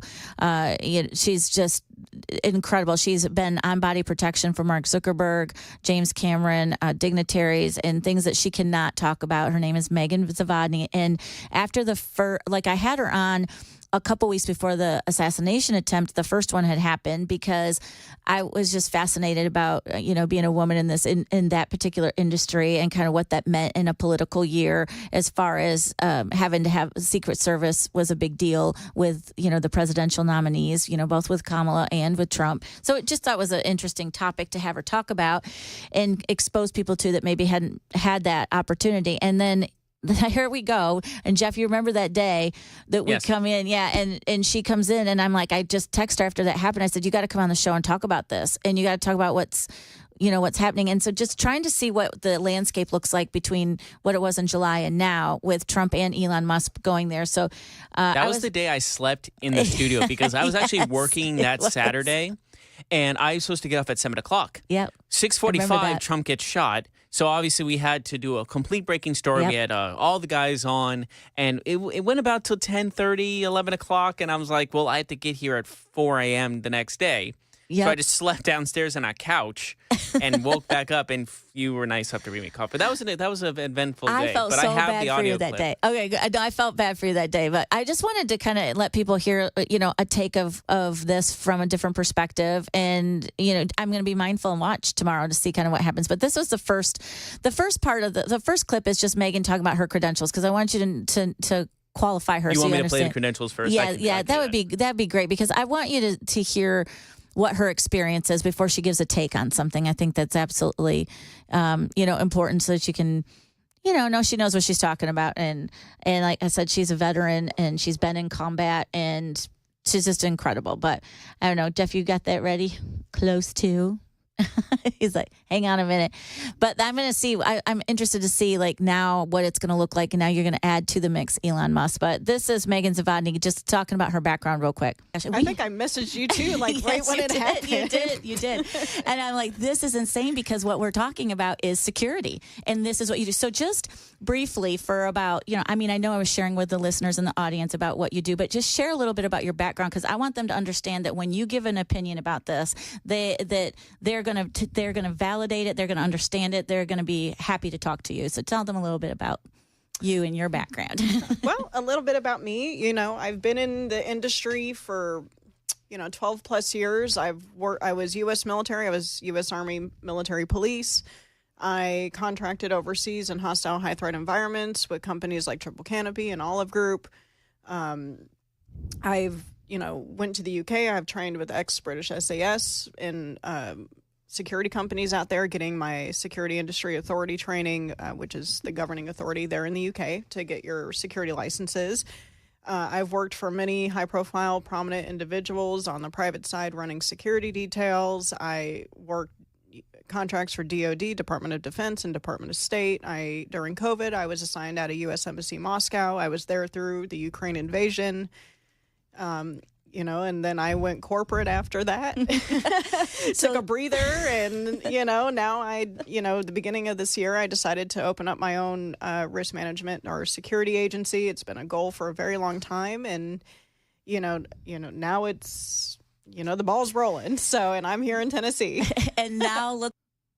So that was just, I wanted you to hear Megan tell herself about her background. And then we started discussing. She could kill you with her pinky. Oh my gosh. That's how bad she is. She is a bad, like in the good way. And I remember I was telling the story about how we said that James Cameron should do a movie on her because she has a scar on her thigh that she tells about that's from a machete from the jungle in Peru. I mean, her stories are just crazy. But I wanted to play this other clip because we were just talking about how it felt that day and what she had noticed from Secret Service or lack thereof into that time. And the reason why I wanted to share this today in this conversation real quick, and then we'll have to take a break afterwards, is because this is happening tomorrow and this is from July to now and just the change. And I'm just interested to see, have we gotten better? So this is Megan just talking about how, like in the moment of that, right after that had happened and how she felt of what she observed.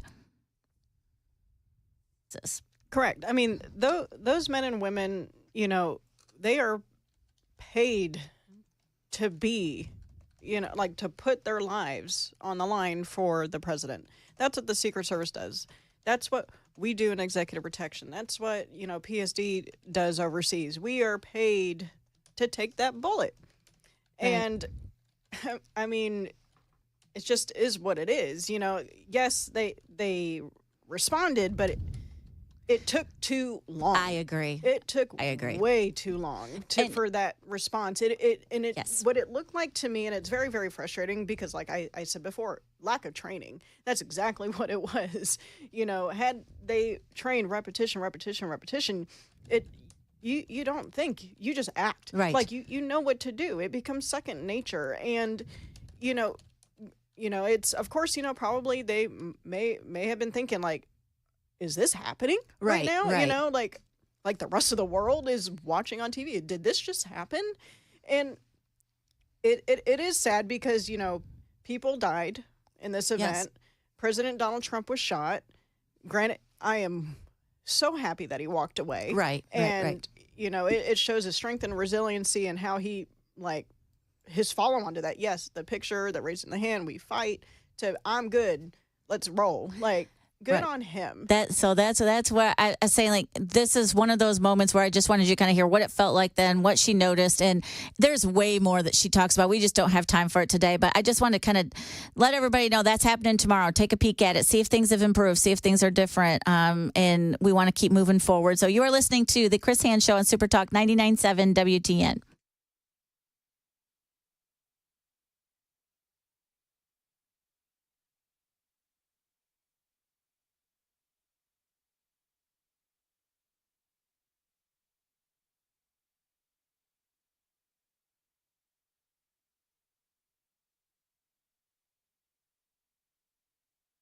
My name is Chris Hand. A lot of uncertainty in the world. What's going to happen past November 5th? Are we going to have Harris in office? Are we going to have Trump in office? What does that mean for your investments? What does that mean for your financial future, your financial freedom? I don't know. But I know a guy that does know what this could mean. I know a guy that can explain it for you in a way that you can understand. And I know a guy that I trust and you can trust too. That's Paul Winkler and Paul Winkler Inc. They've been doing this for a long time, and Paul's team is equipped to give you the knowledge you need to make the right decisions for your financial future. Paul actually started his career after spending time studying under an economist who went on to win a Nobel Prize. That's how he got his feet wet in the industry. That's how he's going to help you. Paul also wants to make sure that you know I get paid to do these commercials. He wants to start it off with that transparency. I like that. That's just another reason you can trust Paul. You can also trust his team because they do nothing on commission. Set up a 15-minute phone call today online. Go to paulwinkler.com. That's paulwinkler.com.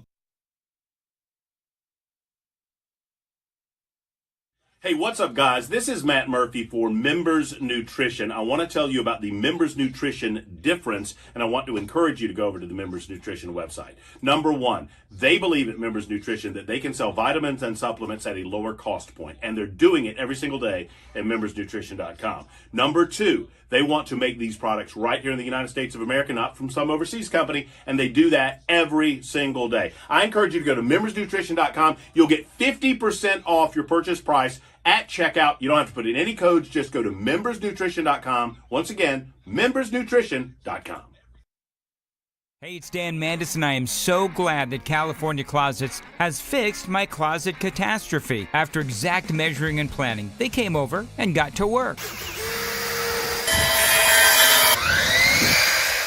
Yeah, once it was all plotted out on their 3D CAD system, the pieces are measured, cut, and precisely installed into my space. It was clean, fast, and professional, and above all, my new closets look and function great. Now, this was my dormer, and now this is my new dormer thanks to California Closets. Look at all of this added space for shirts and shoes, you name it, and it is cut so precisely, simply amazing. And my old closet that has now been reborn as the ultimate in style and functionality, making the best use of the space that I had. They can work on just about anything: bedrooms, garages, home offices, closets, pantries, and so much more. Find them online, CaliforniaClosets.com, and see what they can do for you. You can schedule a free design consultation. Mention my name, CaliforniaClosets.com.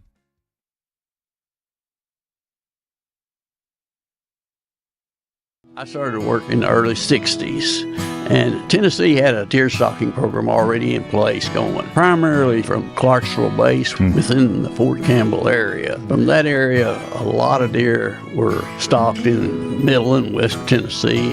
And then later on, we started taking deer from those areas and stalking other areas. So it was a progression. It moved pretty fast. The deer sometimes were faster than the stalkers were. I bet that was pretty exciting trying to trap those deer and move them and know that you're making a huge impact. Well, we wasn't all that confident. Oh, really?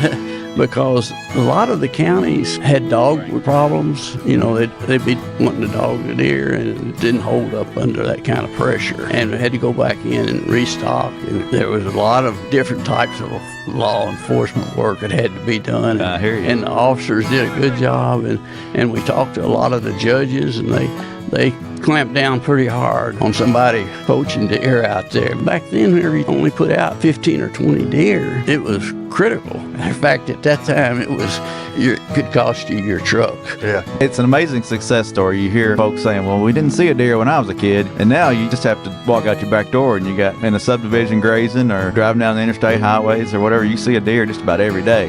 Yeah, sometimes I wonder if we're too efficient. Some folks say back in the good old days, but I don't know. Right now, hunting and fishing is really good.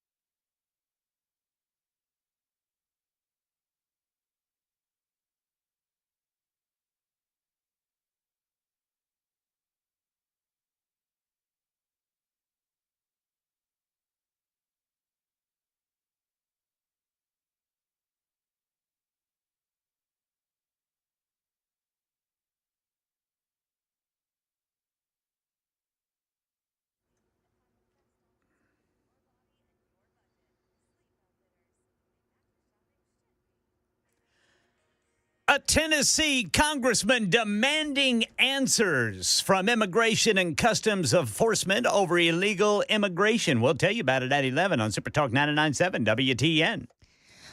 Well, welcome back to the Chris Hand Show. I am your host, filling in just for today, Jennifer Sheets, and joined with Jeff Malinoff, producer, and Ken Weaver in the house. Good morning, Jennifer. Good morning, Ken. It's great to hear your voice as always.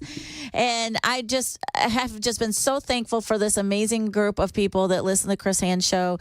I know that he adores you all. He's so thankful for you all. I appreciate the grace that you've given me this week filling in so that he can take care of himself and get better. So we have been talking about everything from the hurricane to security. And I mean, I don't know what we haven't probably covered a little bit other than foreign policy, probably this last, I guess, a couple hours that we've had. But this is Friday. This is your day. This is your day to unload. This is a day when you can, air your grievances out. And this is what this show is about. This is what this radio station is about. Therapy hour? Are we planning for therapy hour? Therapy hour. Hey, remember we were talking about the drinking game they did during the vice presidential debate? They did a drinking game about all the common words that both of them would say. So they said this every time they both said like immigration, border, Kamala, Trump. Are people alive after playing that game? That's right. There was actually, I can't remember what news network it was, put out a list of like the top 10 most common used words by both political candidates, and it was just hysterical. The word chaos was in there, and it said, so the drinking game rules were once you heard one say, and then the first time someone else said it, you drank once, and then if you heard it again, you drank twice. So yeah, exactly. I don't know how anybody made it past that or not, but we want to have a great last hour. We want you to feel like we're making progress, being uplifted. I want you guys to know real quick, we've got a text that came in from 2950 that said bug spray and Benadryl. That's what's needed if you're dropping supplies off. Apparently the yellow jackets are abundant in the flood area. So we're going to see you after the top of the hour, and it's going to be all about you. You're listening to the Chris Hand Show here on Super Talk 99.7.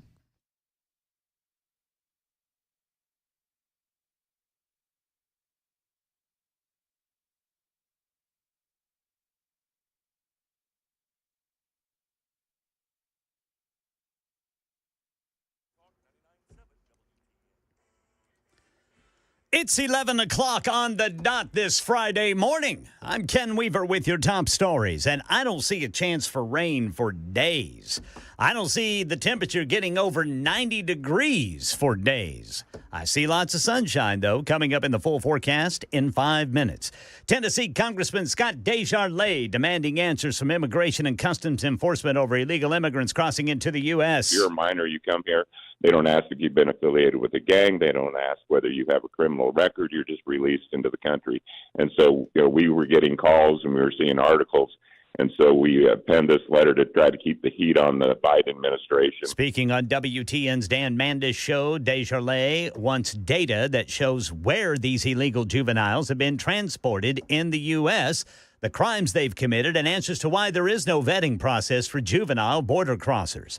Election 2024. Trump after a campaign rally in Michigan calling Cheney stupid. Liz Cheney is a stupid war hawk. All she wants to do is shoot missiles at people. I really think it hurts. I think, frankly, if Kamala, I think they hurt each other. I think they're so bad, both of them. In Saginaw, north of Detroit, Trump promising to add manufacturing jobs by boosting U.S. production if reelected. But we could be a nation that dreams big again. Tomorrow, Trump returns to Butler, Pennsylvania, the site of the assassination attempt that left him injured in July. Yeah, and Elon Musk says he's going to be there, too.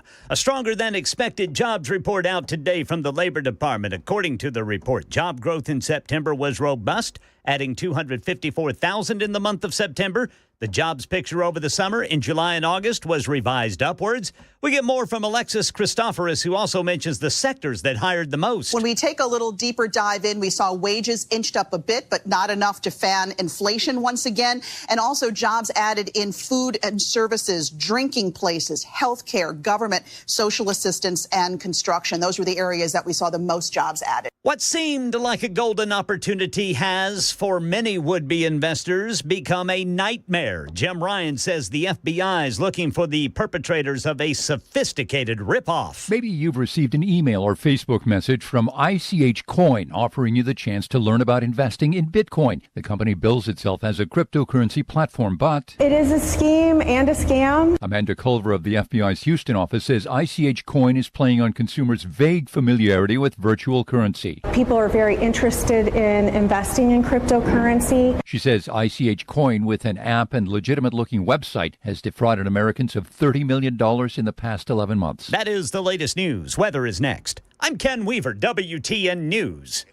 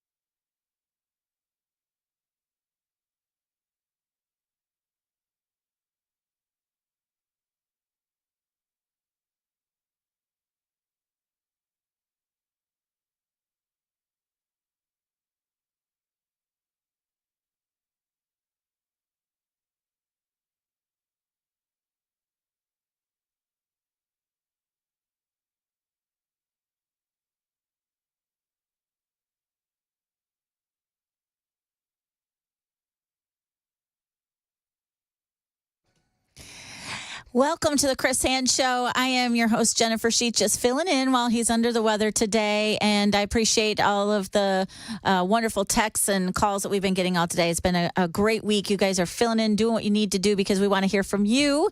And joined in studio with my amazing producer, Jeff Malinoff, and news, of course, with Ken. Hey, Jeff. Listen, we've got a lot to cover, and I cannot wait to get your input on something in a minute. You want me to tease it for you? I don't even know. Yeah. What do you got? It's the homeless happy hour in California. Oh, is it because I'm from California? Is that why this is? I was like, what does homelessness have to do with me? And then you said California. That makes sense. Yeah, that had to do with you, yes. I don't want to be, okay, can I just say, I hate being affiliated with that state now. Hey, that's okay. It makes me look bad. Oh, it doesn't make you look bad. It just is what it is. You know, look, hey, it just shows how intelligent and smart of a human being you are that you landed here, right? So you're here. That's all that matters. Honestly, anywhere else, I would have been a genius too. Well, except for New York. So as long as I moved out of California and not to New York, I was a genius. Hey, do you remember what happened to you, that job that you had in Texas? Yeah. See, you landed here for a reason. You need to share with the listeners. Well, honestly, in Texas, it was great too. I mean, Texas was a great. I love Texas, yes. But you had to tell them what happened to you. Do I? Yes, you do. So I had before I got this job, I had a job offer in Houston to be a co-host for a sports show down there. It was for their ESPN affiliate, if I'm not mistaken.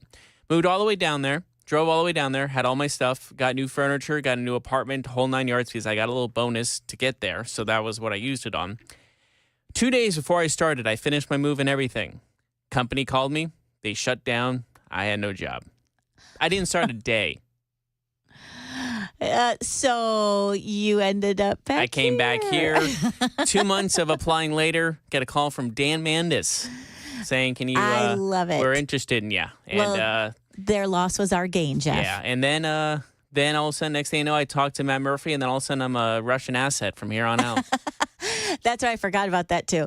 I just wanted you to share that story because I know that we talked about another hour about jobs and all those things and how we get here. And you said California, and I was teasing about you doing the homeless happy hour thing. I wanted to ask your opinion about that. But how you got here, I was another reason, too, I wanted you to share is that it was really amazing story, quite frankly. Oh, I paid my dues. I went through some hardships. Yes, you did pay your dues. That's for sure, Jeff. And we've had a very patient caller on line 1. And I want everyone to be calling in and texting today. This is the last hour of the Chris Ann Show today. This is Friday. We want you to unload it. Don't care if you agree or disagree. The whole point of it is we need to have conversation, right? And that makes it lively conversation. So I'm going to go to Jeff in Hendersonville. Jeff, thanks for being patient and listening to the Chris Ann Show today.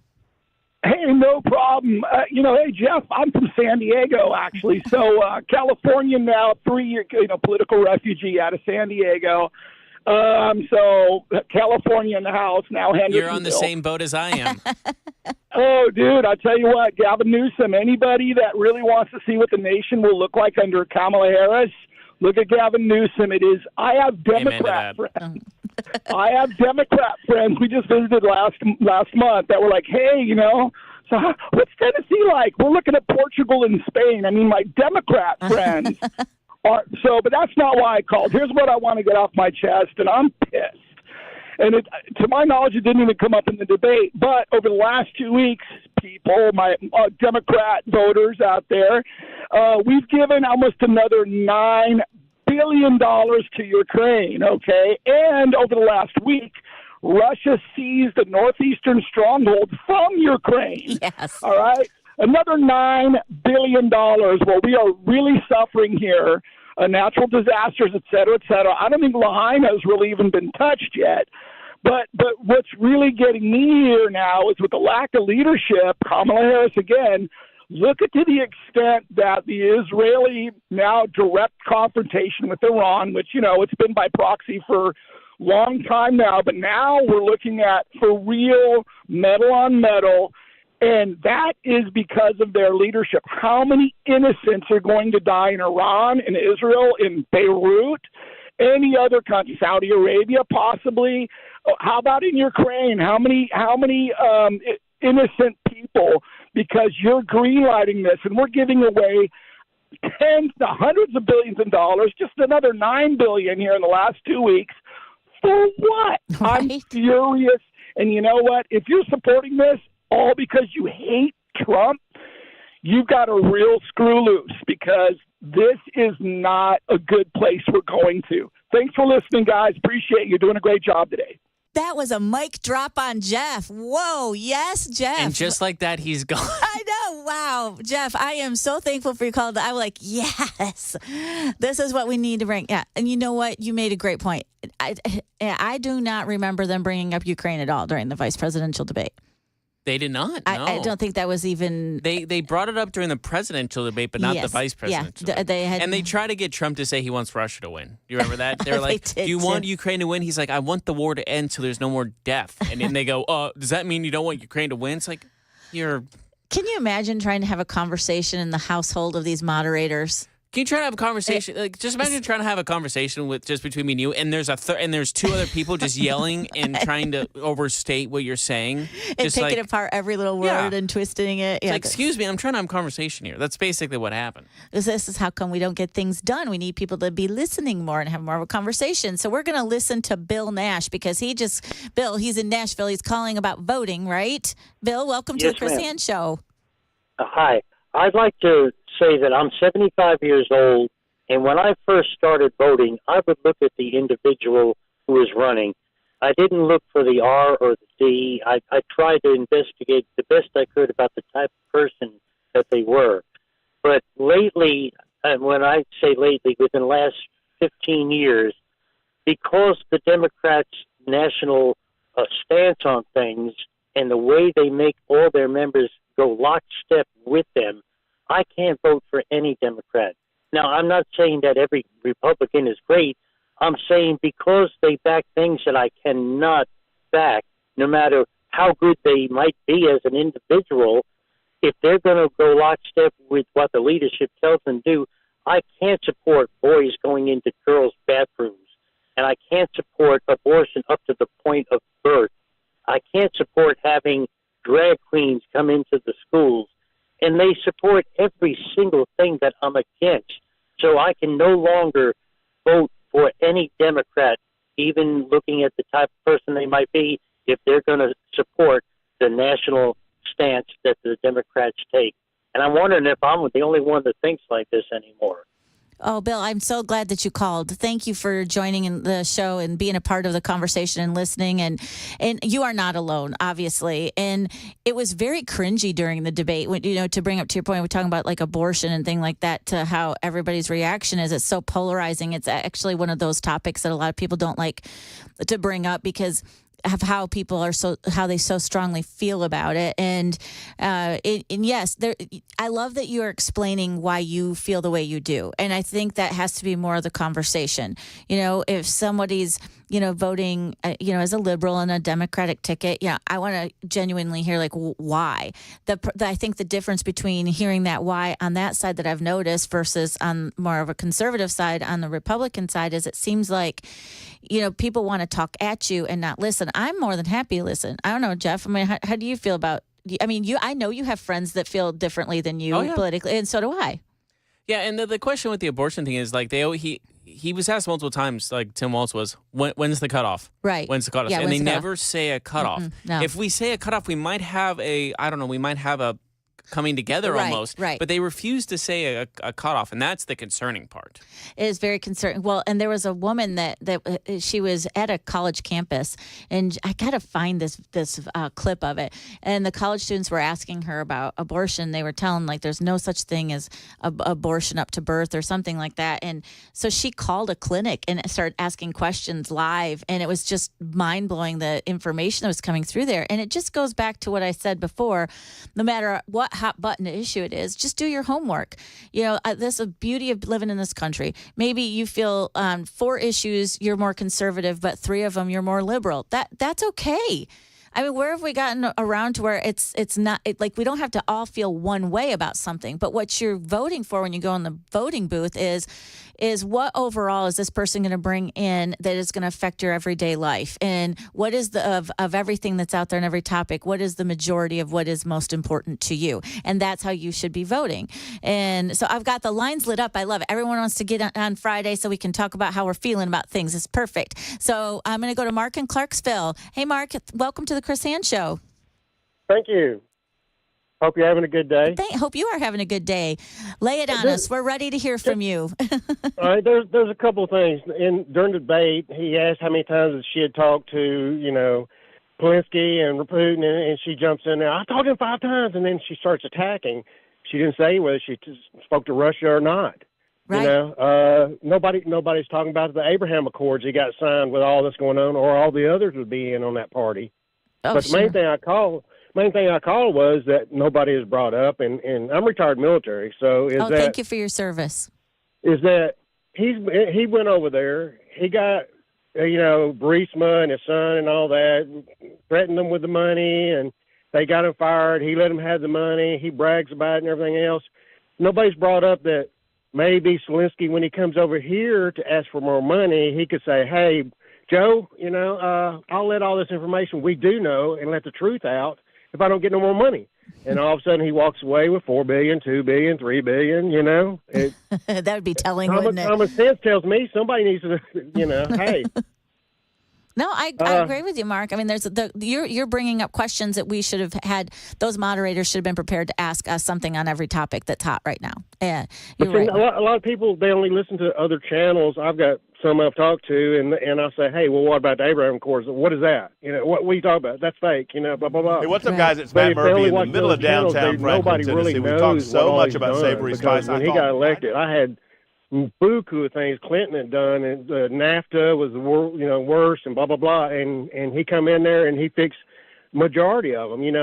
Single line veto he couldn't get rid of because they throw all that stuff on the junk to get stuff through and all that. But and the last thing is, when he was in there to clean house, clean swamp, or whatever, him not being a politician, he not only had the Democrats against him, but he had Romney and had half the Republicans against him because he wasn't a politician. They couldn't use stuff against him, and so when you have both sides against you, it's hard to keep swimming, That's true. Swimming against the current's a difficult thing to do. Thank you, Mark, so much for being patient and calling the Chris Ann Show today. I really appreciate it. And I'm excited because I have lines all lit up and everyone's texting because I want to hear from you. We want to hear from you. Jeff and I want to hear from you. I've only got a couple minutes before I got to take a break, but I'm going to go to Bob and Dixon. Bob, welcome to the Chris Ann Show. Hey, thanks for getting my call. I was want to say that. Oh, Bob's phone is breaking up. Hey, Bob. I'm sorry. No, that's okay. We want to hear from you. So let's see. Try That should again. be better. There you go. Now we got you. All right, Bob, we're ready for it. Lay it on us. Yeah. The thing that I got to say is that when Trump had control of the White House last time, we had the House and the Senate, and he did a lot. Oh, we're losing Bob. I feel bad. We need to make sure that when Trump takes over again, that these executive orders need to be laid aside, and we need to pass legislation that makes it to where the Democrats just can't come back in 4 years and wipe out what he does. That's a good point. It seems like that's what happens, isn't it? And I feel like if you think about it, and then if you wanted to be like fair about it, I've probably in every administration that's happened, it's kind of cyclical. One administration comes in and they change everything, and then the next. So yeah, we have to think past 4 years for sure. That's a great point, Bob. Thank you so much for joining in and calling today and joining the whole topic of conversation we have of everything goes at this last hour on a Friday. But we're going to take a break real quick, but I've got callers waiting. I'm going to get to you, I promise. And we want to hear everything you have to say on this Friday. You're listening to the Chris Hand Show on Super Talk 99.7 WTN.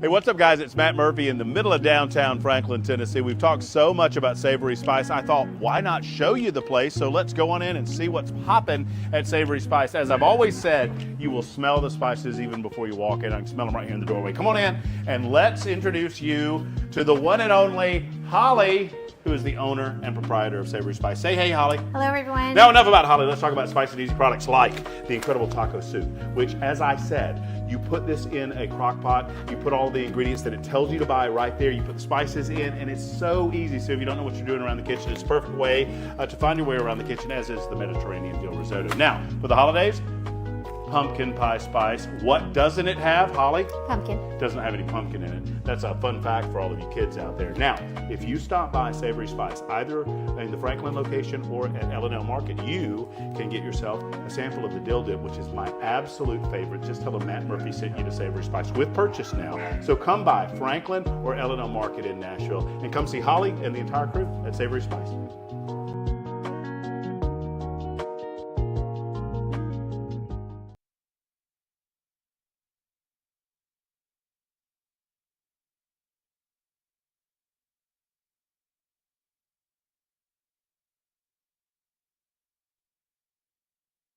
The guaranteed offer is the easiest way to sell your home.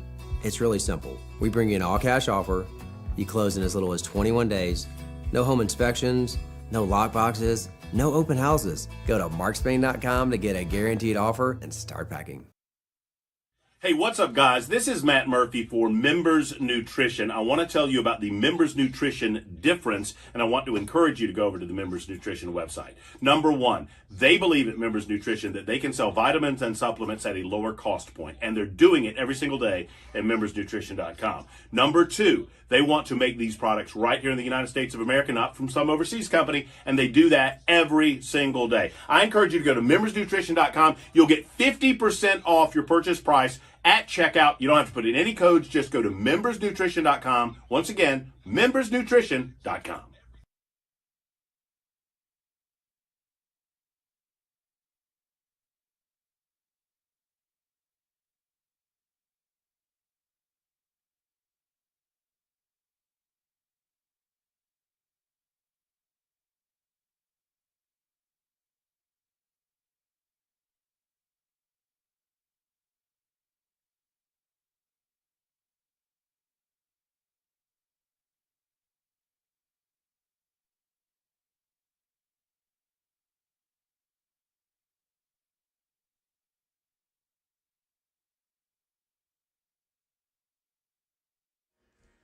Elon Musk says he's going to be at Trump's rally in Butler, and Garth Brooks responds to the sexual assault lawsuit against him. Coming up at 11:30 on Super Talk 99.7 WTN. Thank you, Ken, for that. You've got me on pins and needles to hear what is going on out in the world there. And this is Jennifer Sheets. I'm just filling in for Chris Hand while he's been out this week, not feeling so well. And joined in studio Jeff Malinoff, my producer on the weekends too. And so it's great to be doing the show this today with you, Jeff. It's just feels like it's Sunday. We have been promoted. We have been promoted for today anyway. Hopefully we do a good enough job that they'll ask us back at some point, right? But I've had people patiently waiting on the phone. I want to get to you guys. So I want to go to Rick and Franklin. Hey, Rick, welcome to the Chris Hand Show. Hey, how you doing? Good. We want to hear what you have to say today.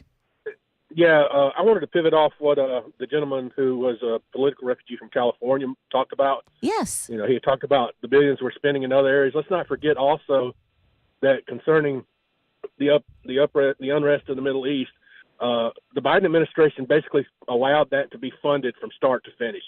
Iran was in a complete box when Trump was president, on the verge of toppling, and they completely reversed everything, allowed Iran to access billions and billions of dollars that they had no access to before, and they basically funded all of the entities that had attacked Israel. The October attack was fully funded by Iran through Biden and Harris's actions. So, you know, when you talk about lives lost, things that happened in East Tennessee, there's no telling what the ultimate price in human blood is going to be before that thing's done. Hey, you said it. You are very, very right. I can't thank you enough for bringing in that take because it's obvious. It's obvious that this has been just over the last 4 years. It seems like just a blatant disrespect for human life. I know that may sound like an extreme, but at the same time, why you give billions and billions to a country that has, responds to terrorist organizations and funds them. And then why are we, again, our whole point of today is why are we leaving the people in this country high and dry? I'm all for in other parts of the world helping people when they need. I think that's what makes us all have a global sense of community and makes the world be peaceful when you're helping each other out and accept each other's differences all around the world. But when you are funding and funneling to a terrorist organization, and then at the same time you're forgetting what's here in your own country, people that are born, raised, pay taxes, everything, something is fundamentally wrong with that thought process. And I just have to say that I am so thankful for all of you listening out there that you are chiming in and thinking of the same thing. It gives me so much hope for not only our future, my kids' future, our kids' future, all of us. So we're going to go to Calvin in Lebanon. Calvin, thanks for listening and staying on the phone, and we want to hear what you have to say. Yes, Jennifer, I just wanted to say that it seems like to me this left party is surrounded by confrontation, violence, and if they don't get their own way, they kick and scream like little babies. And this is not the way to run a country. They've had control for the last 12 of the last 16 years. Anybody that could possibly think that they are the answer to today's problems when it's evident that they are the cause of the problems. There's only one direction with this party, and it's to continue to go down. I've had it. I think everybody's had it. I hope they have. I hope they get a brain between now and November 5th. And I would like to say, too, I heard the preacher preach last Saturday. No relationship should be forced on you. And he used God as an example. God does not force his love on you. He offers it in his leadership. If you want it, you jump on. With the left, it's you will or we will shut you down. We'll send the IRS to your house. We'll send the FBI. That is a forced relationship. And, something else I heard at church last week, or maybe it was week before. People love the trauma and the drama. And that's all this left party is. That's all it's been for 12 of the last 16 years is trauma and drama. It's time people get a brain. Wow, Calvin, he's bringing it. Thank you for that call today. I love it when you guys are getting fired up about this because it doesn't matter whether we all agree on the same thing. You need to have that passion, and I appreciate you waiting and giving that input for us, Calvin, without a doubt. I know we've got a minute. Do we have time for one of the calls, or do we need to wait? Well, they've all been fired up. If they can bring it down to at least 45 seconds, they can stay in. But I think they're too fired up to. Okay, good. All right, I want to give them the time. So Eddie and Mike, hang on. Okay, we're gonna have to take a break, but I want you to stay on the line because I want to get to you after the break. But yeah, see what happens. They both want to discuss hurricane relief. Yes, most important Eddie's actually a truck driver who just unloaded some relief over there. Oh, fantastic. So okay, he's doing better than FEMA ever could. Oh, absolutely. Thank you, Eddie, unsung hero. Eddie, do not go anywhere. Mike, do not go anywhere. And we'll pick you back up after the break, and you're listening to the Chris Hand Show on Super Talk 99.7 WTN.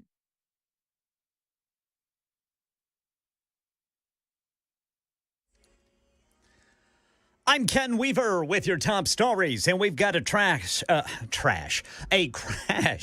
blocking your way. A crash is trash, if you ask me. But anyway, it's a vehicle that is blocking the left lane of 40 eastbound right before the Elm Hill Pike overpass.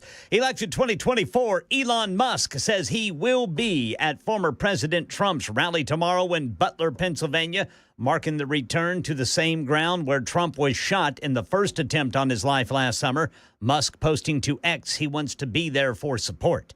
Elsewhere on the campaign trail, former President Barack Obama will start campaigning next week for Vice President Harris and Governor Walz, hitting the trail on Thursday in the Pittsburgh, Pennsylvania area, according to a senior Harris campaign official. That kicks off what's expected to be a campaign blitz across the battleground states over the final 4 weeks of the election season.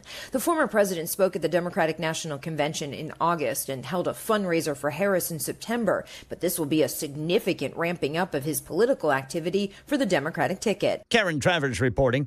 Country music superstar Garth Brooks has responded to a lawsuit accusing him of raping a hair and makeup artist in 2019. Brooks' statement claims the allegations are, quote, wholly untrue. He claims it's an attempt to get money, extortion, but he says to write that check means admitting to behavior that he is incapable of. Ugly acts no human should ever do to another. And a stronger than expected jobs report is out today from the Labor Department. According to the report, job growth in September was robust, adding 254,000 in the month of September. And the jobs picture over the summer in July and August was revised upwards. We get more from Alexis Christoforous, who says this jobs report will be the last pure readout of the economy before the election. The October report will reflect Hurricane Helene. It will reflect this short-lived dock workers strike that we saw, and there's also a work stoppage in parts of the Boeing company. So all of those things can play on the October report and skew it. So this is sort of the last clean report we get. That's the latest news. Weather's next. I'm Ken Weaver, WTN News.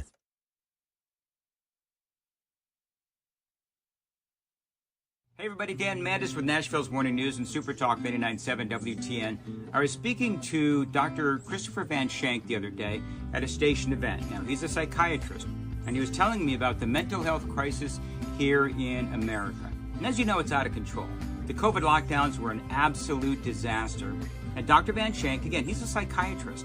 And if you're one of those people, you feel like maybe you need to talk to somebody, I would recommend Dr. Christopher Van Shank. He can help you with addictions, depression, anxiety. He can also help kids with the same thing. He's been doing this for 15 years. He's been helping people, and he is here for you today. So if you want to check out his website is nolensvillepsychiatry.com. That's nolensvillepsychiatry.com. There's a whole list of issues that he can help you with. So check him out. If you feel like he can help you, give him a call. The number is below, and good luck.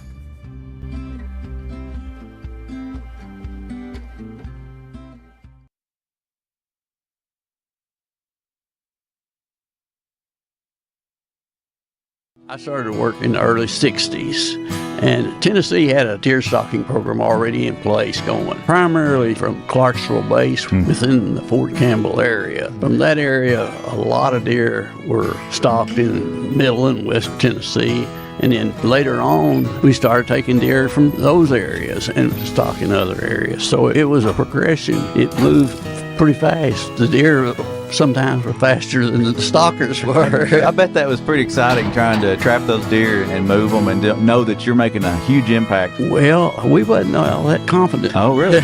Because a lot of the counties had dog problems. You know, they'd be wanting to dog the deer, and it didn't hold up under that kind of pressure. And we had to go back in and restock. And there was a lot of different types of law enforcement work that had to be done. I hear you. And the officers did a good job. And we talked to a lot of the judges, and they clamped down pretty hard on somebody poaching deer out there. Back then, we only put out 15 or 20 deer. It was critical. In fact, at that time, it could cost you your truck. Yeah. It's an amazing success story. You hear folks saying, well, we didn't see a deer when I was a kid, and now you just have to walk out your back door and you got in a subdivision grazing or driving down the interstate highways or whatever, you see a deer just about every day. Yeah, sometimes I wonder if we're too efficient. Some folks say back in the good old days, but I don't know. Right now, hunting and fishing is really good.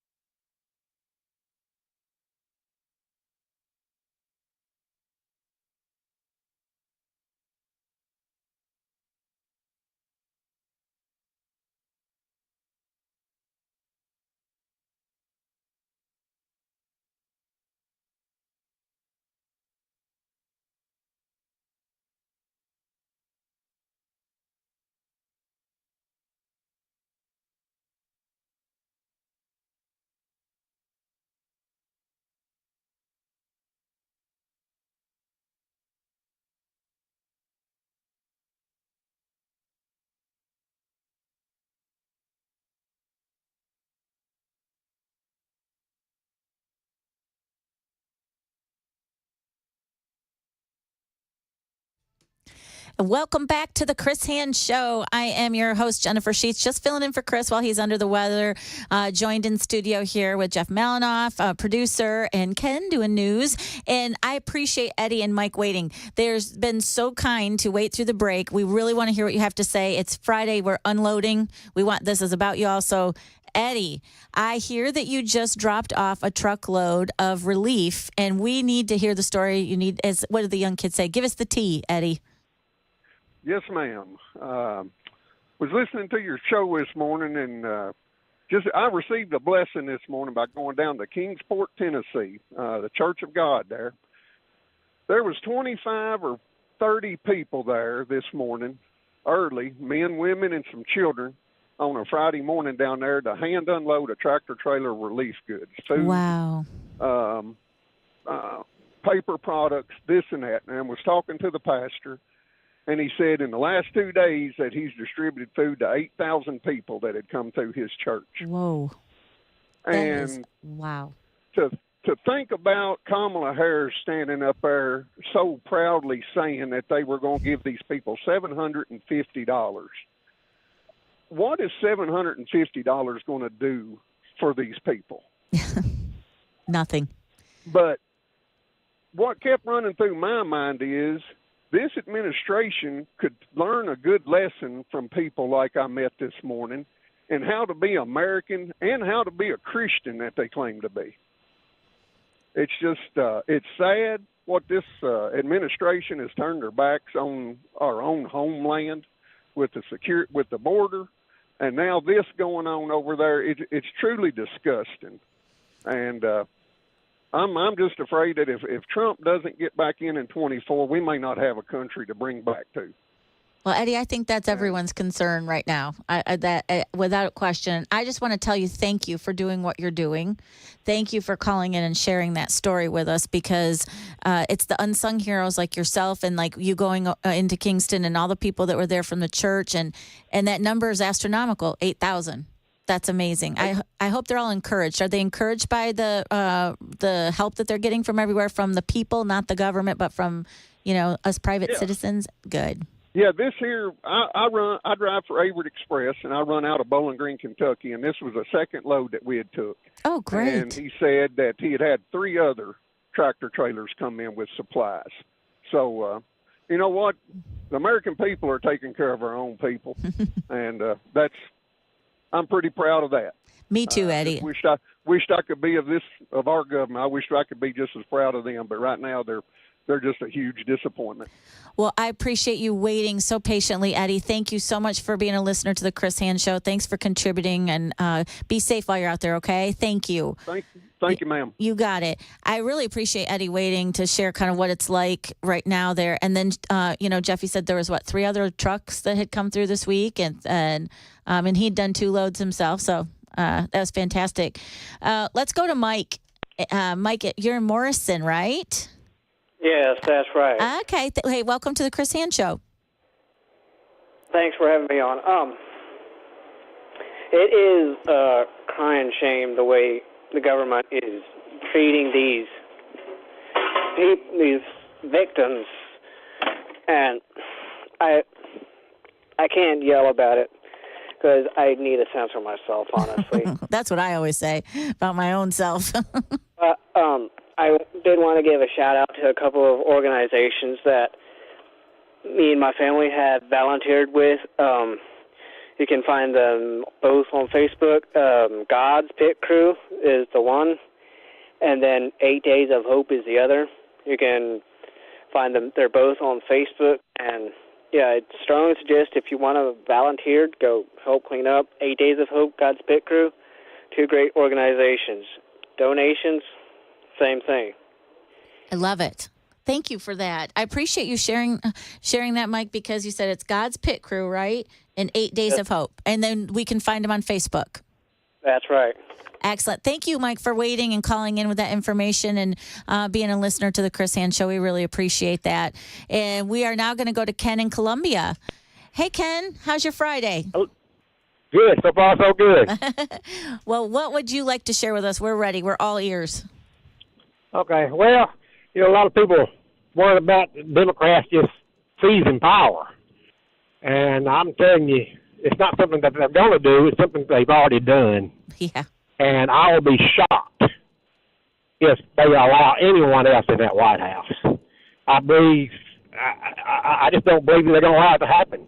They've not done all the damage they've done in the last few years, and doing all that they're doing just to give it up in a free and fair election.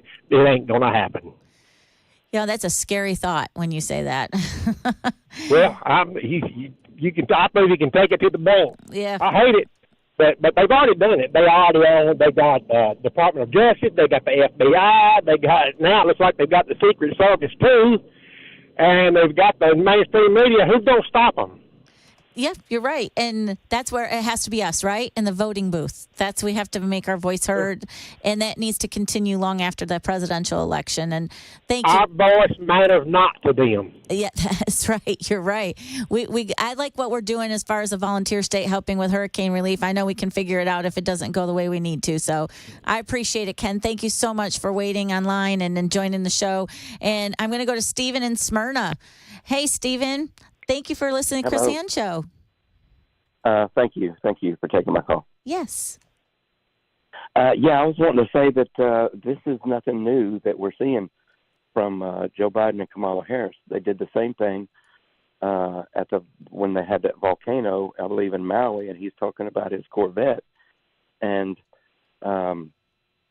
this is not surprising. They don't care about us.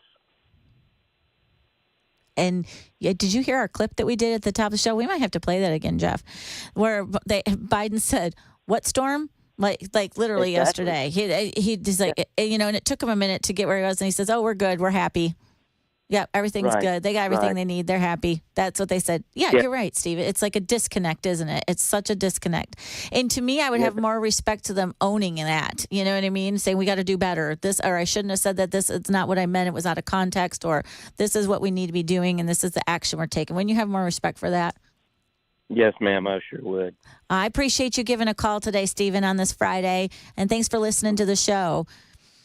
Well, it's You want to listen to it again one more time? You knew it because you know me. I'm like, oh, please play it again. All right, here. Let's one more tragic time. What do the states in the storm zone need, Mr. President? Okay. What do the states in the storm zone, what do they need after what you saw today? Oh, in the storm zone? Yes, sir. I'm wondering what storm you're talking about. They're getting everything they need, and they're very happy. So, when people go like, "Oh, I know what you're talking about," and they up their voice, but they actually have no idea what you're talking about, that's exactly what he did. Oh, the storm zone. Yeah, I know about the storm zone. The storm zone. Yeah, that's storm zone's bad. That's when someone, you don't text someone back and they ask you a question like, "Oh, yeah, I read that." Yeah, I totally know what you're talking about. I know what you're saying. It has to do with that. It is so sad because it's so not funny. So, but it's just his brain is flatline. Yeah. Oh, the storm zone, doo-doo. And then back to flatline. He had some life there for a minute. What bothered me even more than him, off track about the storm zone, which also tells me clearly people around him are just. This is, again, why I said if I was Jill Biden, why you're not looking out just as a human being for your husband. They're not telling him anything. They are having him be a part. They're just kind of puppeteering him at the moment. Not that they didn't before, but I mean, really. It's so obvious that if he was in the election right now, it's a landslide for Trump. Yes, if he was still running, it's over. Right. But we wouldn't be talking about how close these battleground states are. It's over. Yep, it's done. And they knew it. They knew it right after that first what was it, the first debate when they did that? Yes. That's why they had it so early. Yeah. That's why they had it in June, which they usually have it in August, late August, or early September is usually the first one. So well, for me, why are you not doing damage control of that? I guess what I think the American public would love to see more accountability and ownership of the bad crap that we do, right? I say all the time. I mean, even in myself, even with my kids, if I screw up, I tell them I screw up, and I do whatever I need to do to try to fix it. You're giving the government way too much credit. You think they would actually do that? No, and but that would be how I would own something. I guess that was what the appeal was with J.D. Vance. Because when he was doing the debate, there was one part where he says, we have to do a better job, and the Republican Party has to do a better job of answering this, because he was talking about abortion and how they handle it and what they say. So I thought. He also said, about when they said he was an ever-Trumper. Remember that? Oh, yeah, that's right. And he went, I made a mistake. I was wrong. Yes, that's right. He just owned it. Yeah. That's what you have to do. Tim Walz, when they asked about China, did not own it. He was like, oh, that's just a slip-up. My bad. I could be a knucklehead. It's a knucklehead. Just go home. Yes. And then, of course, what did it change from 30 times to 15 times? He just kept on lying. He built the lie. I went a different time, but I was like, were you sure? No, I slipped up. Sorry. They have Gutfeld on Fox News, and he has this montage that he plays of all the different times that he said something different about his involvement in China and how long he'd been there. And I read that he honeymooned there. So he honeymooned in China. Bernie Sanders honeymooned in the Soviet Union, so we got out. Wow, Yeah, very people like interesting. communism. Wow. Not Australia, not New Zealand, the islands. Where'd you have your honeymoon? Moscow. No, not me. I was at Poconos. Poconos is fun. I was at Poconos when they still had the little, what is it, the Caesars Resort that had like the champagne glass hot tub. You're probably too young to even know what I'm talking about. I've never been to the Poconos personally. Well, it doesn't exist there anymore. That doesn't. But anybody out there that's older like me knows exactly what I'm talking about. And so that's what we did. What a weird place to have a honeymoon. Just either Soviet Union, Russia, where Bernie Sanders went, or China, where... Like, I get Japan. Like, if you talk about, like, Japan's fine, Europe is fine. Yeah. Soviet Union, Russia, or China just seems two places I would avoid. Let's go to North Korea for our honeymoon. We have a big old party there. Yeah. And then I'd be told what we're going to do, what we're going to say, where we're going to be. I have no control over anything. It's really hard to fight the Democrats are not communist topic when you have people in the Democratic Party, high-powered people in the Democratic Party, who went to these communist countries for honeymoons. I know. It's like you couldn't have written it better. It almost seems like it comes out of a John Grisham novel or something like that, because what is really actually happening. And the crazy part is there might have been a lot of this stuff going on like years ago, but we didn't have the social media around to unveil some of it. But at the same time, it also does a lot of propaganda, and takes something and runs with it and makes it, I guess run with it, and then it makes it to a point where, it's false. Like Elon Musk was talking about how all the AI generated stuff, and you don't know if is that really the candidate talking or is that really what they said in a press conference. How many times have they had that where they've left clips out? Yeah, and also speaking of AI, like Gavin Newsom is trying to make it a law that you can't use, you can't use parody basically anymore and say right. Yeah. So he's trying to, honestly, Gavin Newsom is using AI to destroy the First Amendment in California. What else has he done to destroy things? I mean, the second that he started putting that minimum wage for someone putting a widget in something that was so astronomical, the companies were leaving there in droves. Yeah. And I mean, okay, this is all you need to know. Tesla, the electric car company of the country, of the world, and they left the electric-friendly California to go to Texas. I know. That's all you need to know. That is all you need to know. It's done. It's a done deal. This has been such a spirited conversation today. You all have joined in, and the super text line has been hot again. Everyone calling and waiting and being so patient. The listeners of the Chris Hand Show are fantastic and amazing, and we love you all. And we're going to go take, I think, our last break, right, Jeff, before the top of the hour. And when we come back, we'll wrap everything up with a pretty little bow. And you are listening to the Chris Hand Show on Super Talk 99.7 WTN.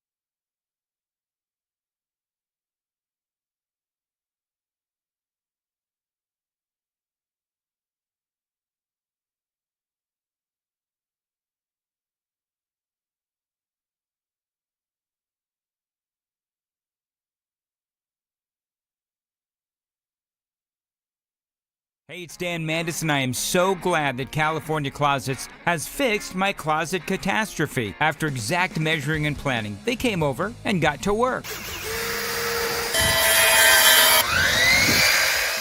Yeah, once it was all plotted out on their 3D CAD system, the pieces are measured, cut, and precisely installed into my space. It was clean, fast, and professional, and above all, my new closets look and function great. Now, this was my dormer, and now this is my new dormer thanks to California Closets. Look at all of this added space for shirts and shoes, you name it, and it is cut so precisely, simply amazing. And my old closet that has now been reborn as the ultimate in style and functionability, making the best use of the space that I had. They can work on just about anything: bedrooms, garages, home offices, closets, pantries, and so much more. Find them online, CaliforniaClosets.com, and see what they can do for you. You can schedule a free design consultation. Mention my name, CaliforniaClosets.com.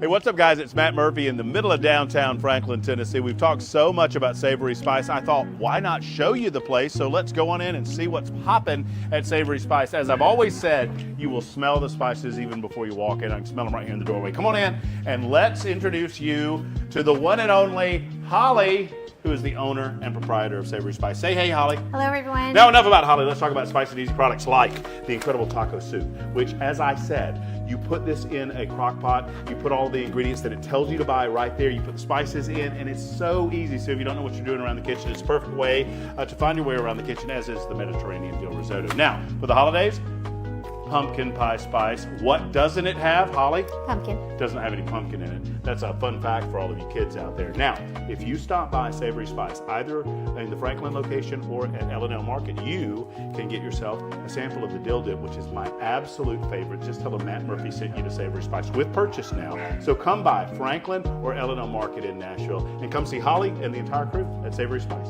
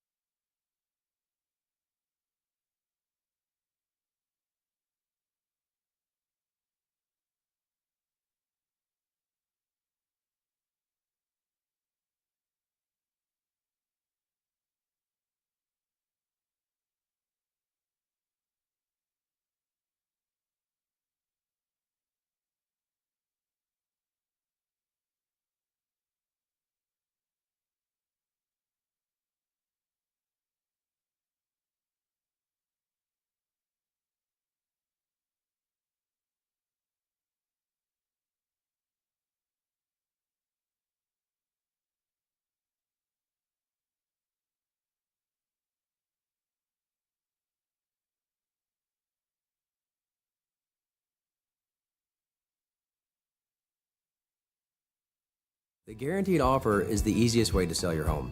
It's really simple. We bring you an all-cash offer. You close in as little as 21 days. No home inspections, no lock boxes, no open houses. Go to markspain.com to get a guaranteed offer and start packing.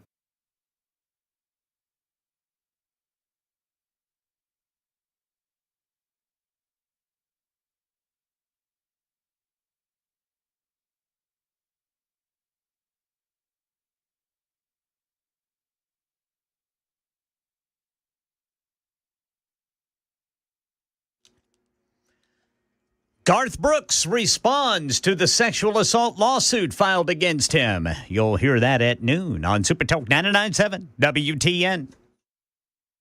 Well, thank you, Ken Weaver. I appreciate that so much. And thank you to everybody listening out there to the Chris Hand Show today. I have been filling in Jennifer Sheets in studio with Jeff Malinoff, who is my producer on my show on Sunday. So if you want to hear a little bit more of Jeff and I, if we didn't throw you for a absolute loop today, right, Jeff?